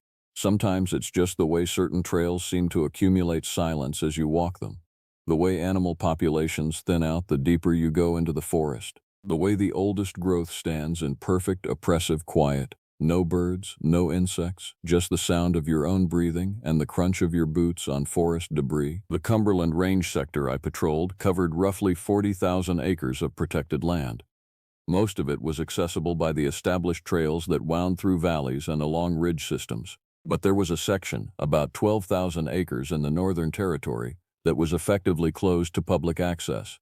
Official reasons: unstable terrain, preservation of rare plant species, archaeological significance. The real reason was simpler. People went in and didn't come back the same, if they came back at all. I'd only been into that sector twice in my first 4 seasons. Once I made myself do it, standing at the boundary and forcing myself to walk the old survey markers for 5 miles before turning back, my heart hammering against my ribs for no reason I could articulate. The second time was when William Bailey asked me to. William Bailey was the sector supervisor.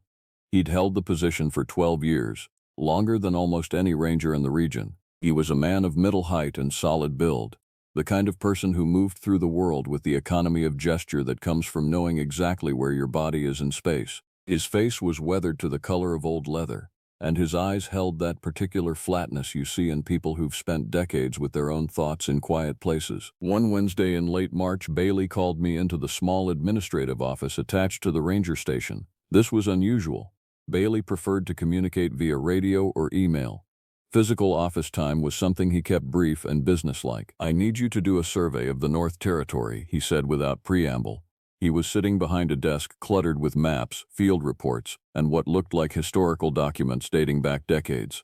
"The old-growth sector. We need an updated assessment of the boundary markers and a general condition report." I felt something tighten in my stomach. "The restricted sector, that's the one." Bailey turned one of the old documents around so I could see it. It was a survey map from 1987, printed on yellowed paper and marked with annotations in faded pen. "Hasn't been properly assessed in 11 years. We need to know if the marker system is still sound." "I can do a perimeter survey," I said. "Stay on the established routes." Bailey was quiet for a long moment. He was the kind of man who could maintain silence without it becoming uncomfortable. When he finally spoke, his voice had shifted into something heavier, something that suggested he was choosing words with more care than I'd heard him use before. "I need you to go in, deep, at least to the Raven's Crest tributary marker. Map the old survey points. Check the ground conditions. I need a report on what the land looks like back there." "Why?" The question came out more sharply than I intended. "Because I asked," Bailey said simply. "You're the fastest hiker on staff, best orienteering skills. If anyone can go in and come back out in good condition, it's you. There's equipment for deep sector survey. No equipment, no backup. Just you, a map, a compass, and a satellite communicator. I'm scheduling you for 3 days. You leave Friday, come back Monday." There were regulations against solo deep sector surveys, especially into the restricted zones. Bailey, as supervisor, had authority to waive them. But the fact that he was doing so, and the fact that he wasn't explaining why, told me something I didn't want to know. Bailey was frightened of something, and he was testing to see if I would discover it the same way he had. But I didn't say any of that. I just nodded and said I'd prepare my gear. The northern sector entrance was a 40-minute hike from the main ranger station, pushing upslope through increasingly dense forest. I started at dawn on a Friday morning when the mist was still hanging in the hollows and the temperature hovered just above freezing. I wasn't alone at the start. David Rivera, one of the junior rangers, walked with me for the first hour.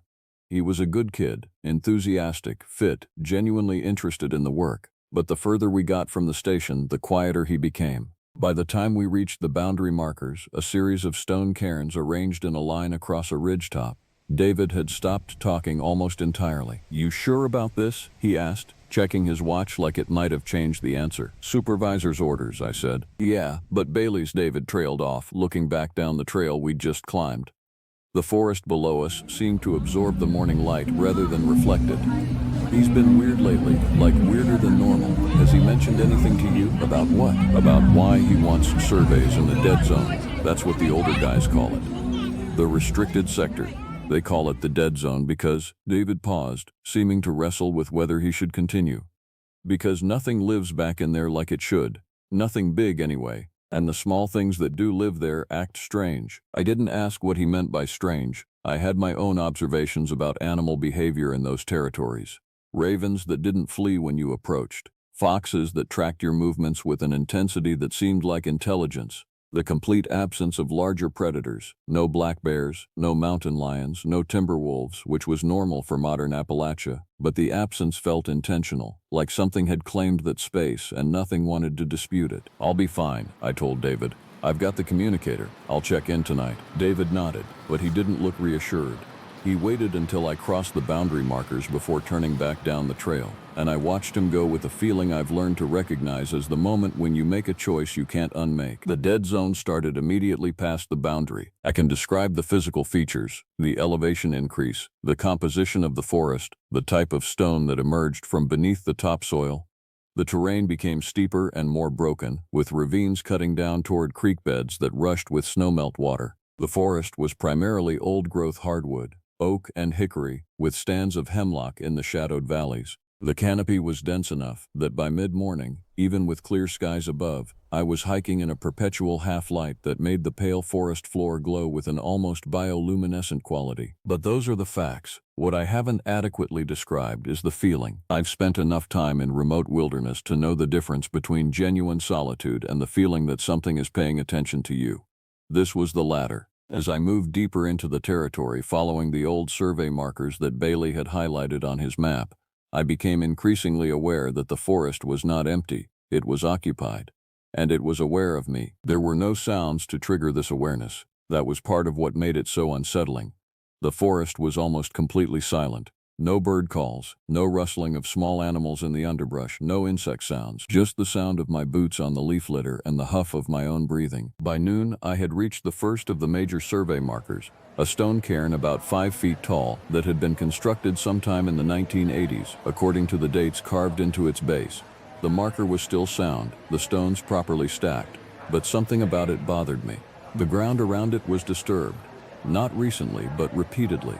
There were circular patterns in the forest floor around the base of the cairn, as though something had been walking in circles around the marker. I documented it with photographs and notes, then consulted the map. The next major marker was 3 miles north, deeper into territory that was even less traveled. I checked my satellite communicator. It showed full signal strength and recorded a status message for the station, then pushed forward. The afternoon was when I first saw evidence of Richard Cooper. Not Cooper himself, not at first. What I found was a piece of equipment, a GPS unit, the kind the Forestry Service had used in the early 2000s. It was hanging from a low branch about 50 feet off the survey trail, as though someone had placed it there deliberately, high enough to be found but not immediately visible. My first thought was that it was a test, that Bailey had arranged this to verify my skills, to see if I could spot the deliberate placement. My second thought, which came as I carefully retrieved the device and powered it up, was that it was a message. The GPS powered on, but its battery was nearly depleted. What I could access before it died was the route history, a path of waypoints that showed someone had walked deep into the dead zone, far deeper than the established survey routes. The marker locations showed a clear progression moving north and east, away from the main terrain features and toward the highest elevation in the sector, Raven's Crest, the place Bailey had mentioned. The route history was dated April 2009. That was 14 years before my current survey. I spent the rest of the afternoon trying to contact Bailey on the satellite communicator. I explained the find, gave him the GPS unit's identification number, and asked for clarification on whether this was part of my authorized survey. His response came back in text format. The satellite system worked intermittently for voice but did better with text, and it was characteristically brief. Roger, continue survey. Raven's Crest is priority. Report back tonight. No acknowledgement of the GPS unit. No explanation of whose it was or why it had been abandoned there. Just an instruction to continue deeper. I found a suitable camping location just before sundown. A small rock shelter about halfway up a steep ravine, protected on 3 sides and with a clear sight line down the slope. I made camp without a fire, ate cold rations, and tried to convince myself that the silence surrounding me was normal. It wasn't. And as the sun dropped below the ridgeline and the forest transformed into the absolute darkness of deep wilderness, I understood that the silence was intentional. The forest wasn't quiet because there were no animals. It was quiet because something was listening. Around midnight, I heard the first sound. It wasn't immediately identifiable. A kind of grinding, resonant noise that seemed to come from below, from deep within the earth itself. It lasted for maybe 5 seconds, and then it was gone. But it had shifted something in the way my nervous system understood the forest. Everything afterward was filtered through hypervigilance. I didn't sleep. I sat with my back against the rock, my satellite communicator in one hand and my emergency flare gun in the other, and I watched the forest until the false dawn began to gray the eastern horizon. When the sun finally rose, I repacked my gear and continued north. The land became increasingly broken as I climbed toward the crest.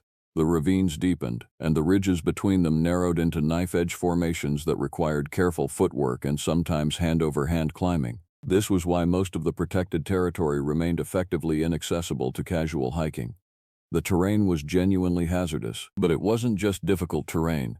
As I climbed, I began to notice things that seemed deliberately constructed.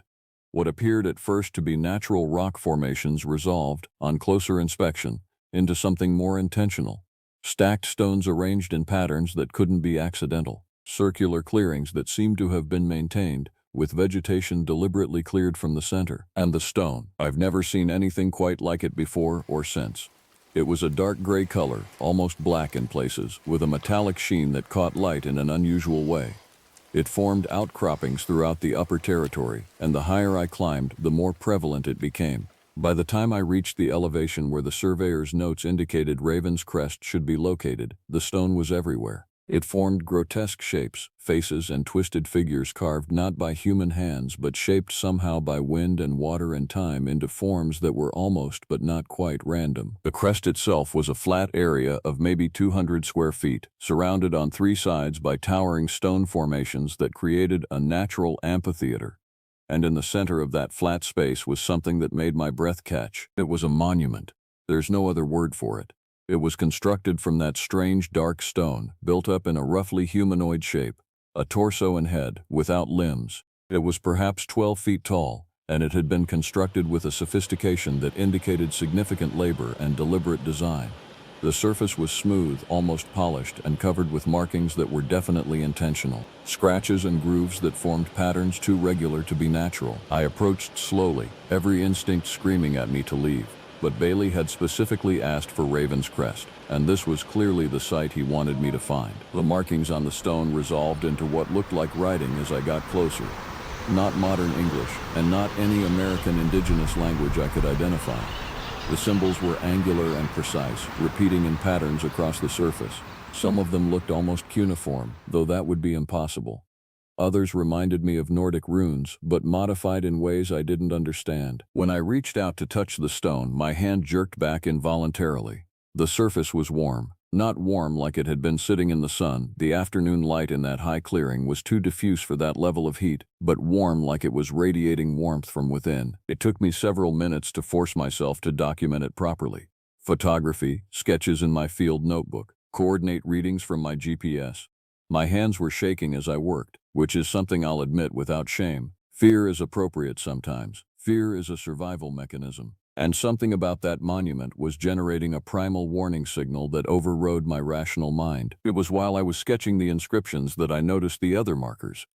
Around the base of the monument, at intervals that seemed deliberately spaced, were smaller stone formations, cairns, similar in construction to the survey markers but far more elaborate. There were 7 of them, arranged in a rough circle, and beneath each one, when I moved the uppermost stones aside, I found an artifact. The first was a belt buckle, old, tarnished silver, with initials engraved into its surface, RC. The second was a pair of eyeglasses, the frames intact but the lenses shattered. The third was a wedding ring. The fourth was a badge, Official Park Service, dated 1998, with a name and identification number that I recognized from the historical files back at the station. Joseph Holloway, Ranger, deceased 1998. The fifth was a dog tag, military issue, with another name, William Harrison, missing presumed dead, 1987. The sixth was a set of keys on a loop of leather. The seventh was a patch of uniform, faded and stained, with a name tape still partially visible.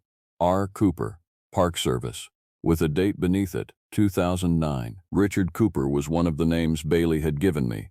He was one of the rangers who had gone into this territory and never come back. I remember seeing his file in the station archives, a missing person report from late 2009, eventually closed with the notation that he was presumed to have suffered an accident on difficult terrain and his body had either washed away in flood conditions or been predated by wildlife. Except there was his uniform patch, beneath the monument he might have built, surrounded by the remains of other rangers, going back decades. I was backing away from the circle of cairns when I heard the sound. The same grinding noise I'd heard the previous night, but louder, much louder. And this time, it wasn't coming from the earth, it was coming from the stone itself. The monument was vibrating. I could feel it through the ground beneath my feet. The inscriptions on its surface seemed to be becoming more distinct, as though the stone itself was becoming more visible, more present, as if it was waking up. And then I saw the shadow. It was cast by nothing. There was no object between the stone and the afternoon sun. But a shadow was moving across the monument's surface, dark and absolute, shaped roughly like a man but far larger, and as I watched, that shadow began to take on dimension. It was like I was watching a two-dimensional thing become three-dimensional, dark and solid and utterly impossible. I didn't consciously decide to run, my body made the decision for me. I was moving downslope, crashing through the underbrush with no regard for the terrain when the sound reached its crescendo. It was a noise of ancient stone and something underneath, something older than geology, something that had been waiting in that darkness for however long it took. I didn't stop running until nearly an hour later, when the ravine terrain became too difficult to navigate at reckless speed. I found another shelter, this one a natural cave mouth, and I collapsed there, breathing hard, my whole body shaking with adrenaline and primal fear. It was perhaps another hour before I could think clearly enough to consider my options. I was 3 miles from the boundary markers, in terrain that would be difficult to navigate in full darkness. I could push through the night and risk serious injury, or I could stay in the cave and hope that whatever was back there at Raven's Crest stayed there. I chose the cave. I sat with my back against cold stone and my eyes on the entrance, the satellite communicator in my lap, and I tried very hard not to think about the way that shadow had moved. Around midnight, I sent a message to Bailey, survey compromised, requesting immediate extraction. Raven's Crest sector not safe. Request immediate extraction. The response came back within minutes. Unusual for Bailey, who typically took time to compose his messages. No extraction available. Complete survey. Return to station Monday. Report findings in person. He wanted me to go back. After everything I'd experienced, Bailey wanted me to go back to that clearing, back to that monument, back to whatever had cast that shadow. I didn't respond. Instead, I turned off the communicator to conserve the battery, and I sat in that cave and I tried to remember a time when I didn't understand that I had made a terrible mistake in ever coming to the Appalachian Range. Sunday morning, I made a choice that probably saved my life. Instead of following my surveyed route back to the station, I made a navigation error. At least, that's what I told myself. I deviated from the survey route and moved toward the southern boundary of the dead zone, taking a more direct path that avoided the upper territories and Raven's Crest entirely. It took me twice as long as the direct route would have, navigating unfamiliar terrain. But it got me past the monument and back toward civilization without returning to that clearing. Every instinct I had was screaming that whatever had woken up at the crest wasn't done with me, that returning through that area would be walking back into something I'd only escaped by luck. I emerged from the dead zone at approximately 4 in the afternoon on Sunday, exhausted and badly dehydrated but intact. The ranger station was only an hour's hike away. I could have pushed it, but my body had reached a point of complete fatigue. I made a cold camp near the boundary markers and waited for morning. It was in that camp that I heard what sounded like human voices. The dead zone had been fundamentally silent for the duration of my survey. No animals, no birds, no sound of wind or water except for the distant rush of the creeks in the ravines.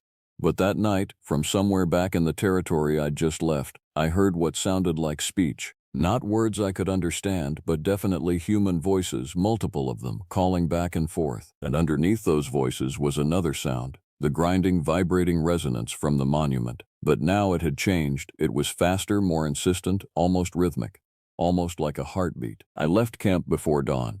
Screw the exhaustion, screw the risk of navigating bad terrain in darkness.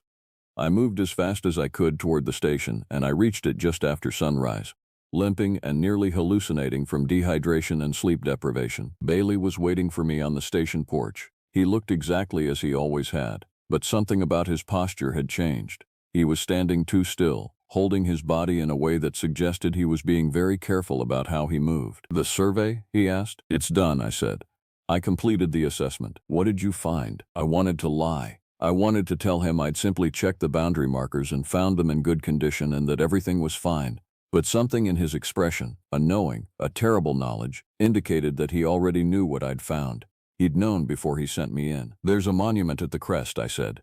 "It's made of stone I don't recognize. And there are burial markers, rangers, people who went into that territory and never came back, going back decades." Bailey's jaw tightened. He closed his eyes for a moment, and when he opened them again, there was something like sadness in them. "Come inside," he said. "You need water and food, then you need to hear something." We sat in the small living quarters that attached to the ranger station, a modest space that Bailey maintained with the kind of meticulous cleanliness that suggested he spent little time there by choice. He gave me water, then coffee, then insisted I eat while he talked. "The dead zone has always been dead," he began. "That's what the old records indicate. Going back to the 1930s when the first real surveys were done, the territory was marked as environmentally compromised. No detailed explanation given. Just a note that deep expeditions into the upper territory were not recommended." Bailey moved to a filing cabinet and withdrew a series of documents. They were copies of official records, decades old, some marked with classifications that had been officially removed. "In 1978, there was an incident," he continued. "A ranger went into the territory to investigate reports of unusual animal deaths. He came out, filed an initial report, and then transferred out of the region immediately. Never came back. When they asked about his findings, he apparently refused to discuss it. The report he filed was vague, mentioned unusual geological formations and traces of old mining activity. But the real report, the one he gave verbally to his supervisor, was sealed." "Why?" I asked. "Because of what he'd found at Raven's Crest. He'd found the monument. He'd found the stones that shouldn't exist. And he'd found evidence of something that shouldn't be possible." Bailey showed me one of the sealed reports. The details were sparse. Most of the critical sections had been redacted, but the conclusion was clear enough. The geological formation at Raven's Crest was not natural. It was constructed. And based on surface analysis and the inscriptions visible on the stone, it was constructed by something unknown, possibly predating any known human presence in North America. "But that's not what matters," Bailey said. "What matters is what happens when you're there, when you're at the monument, in that clearing. And what matters is that it's waking up." "Waking up?" I repeated. "The cycles," Bailey said. "The monument is on a cycle. Every few years, sometimes longer, sometimes shorter, it activates. The stone warms, the inscriptions become more visible, and something happens. Something in that place reaches out, and things die." "What things?" "Rangers," Bailey said quietly. "People, animals, whatever is closest when it activates. The monument doesn't move, but it influences things. It calls them to it.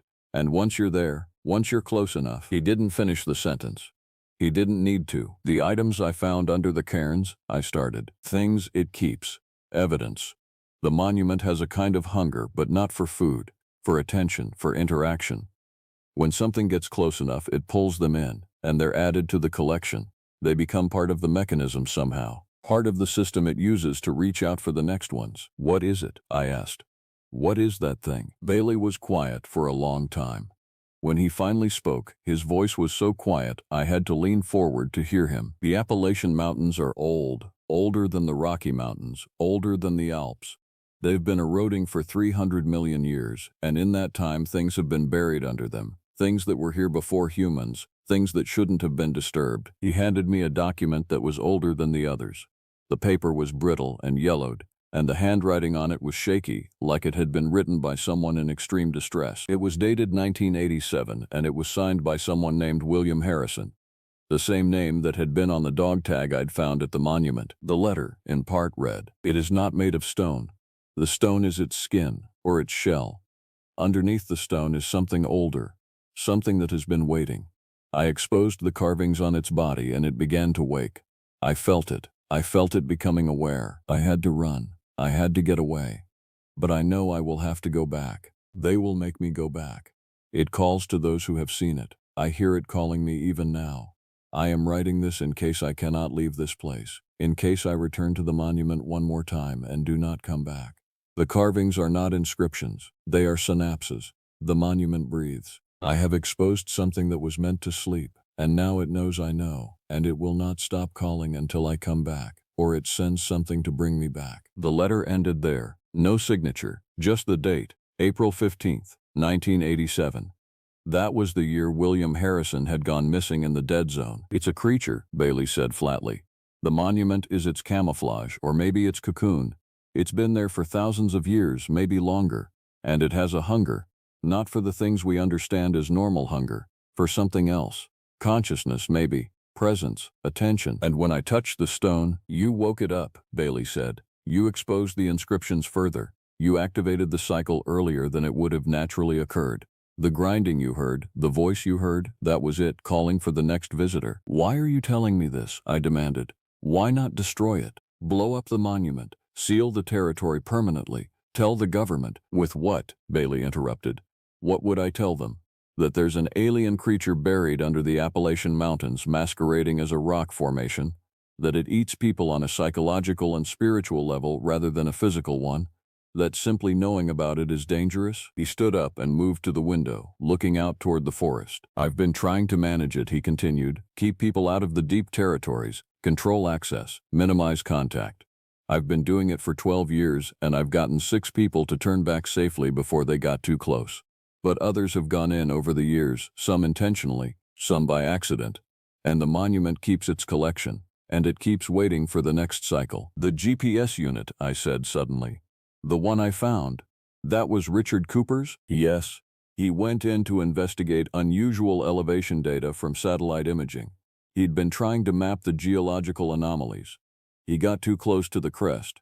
The monument activated while he was there. I assume he tried to run like you did, but he left a trace. A message, maybe. A warning. That's the most dangerous part. That's what makes it worst." "What do you mean?" "The monument doesn't just call to the living," Bailey said. "It calls to the dead too, to the people it's already taken. I've heard them, on nights when the activity is high, calling from the forest, and gradually, those calls get more insistent, more present. Eventually the monument will have accumulated enough attention, consciousness, whatever you want to call it, and the cycle won't complete with new victims being drawn in. The cycle will complete with the things it's already taken coming back out." "That's not possible," I said, but my voice was shaking. "Neither is a creature that's been buried under mountains for geological epochs," Bailey replied. "But here we are." I left the Appalachian Range 3 days later. I filed a transfer request, citing personal reasons. It was approved within 2 weeks. No one asked questions. Bailey had made it clear through administrative channels that I was a valuable ranger they wanted to retain, just not in this region. I've spent 4 years trying to piece together what happened to me. I've tried to rationalize it. I've tried to convince myself I was mistaken, that I imagined elements, that fear and exhaustion created a framework for misinterpretation. But every night, I still hear it. The grinding, the rhythmic pulse that sounds like a heartbeat from something so old and so massive that I can't conceptualize its size. And sometimes, I hear voices calling. Different voices, new ones, ones I don't recognize. And underneath them, older voices. Voices that might be Richard Cooper, or William Harrison, or Joseph Holloway, or any of the others that the monument has collected over decades or centuries or longer. Bailey sent me a message last month. Just a location and a date. The date corresponds to the anniversary of my survey. The date I touched the warm stone at Raven's Crest and felt that terrible awareness begin to crystallize. I don't think it was a coincidence. I don't think I'm ever going to be free of what I found in that dead zone. I don't think any of us who have touched the monument are going to be free. And I suspect that one day when the cycle completes, when the monument has collected enough consciousness around itself, I'll hear my own name being called from that forest. And I won't be able to resist answering. That's the real truth about Raven's Crest. That's the testimony I needed to record. If you're listening to this, if you think any of this might be true, if you're thinking about exploring those territories or verifying my claims, don't. Let the monument keep its sleep. Let the dead zone remain dead. And if you ever find yourself in the Appalachian Range and you hear a sound like grinding stone and something that sounds like breathing from deep in the earth, run. Run as far and as fast as you can and don't ever look back. Because once it knows you know, it will never stop calling.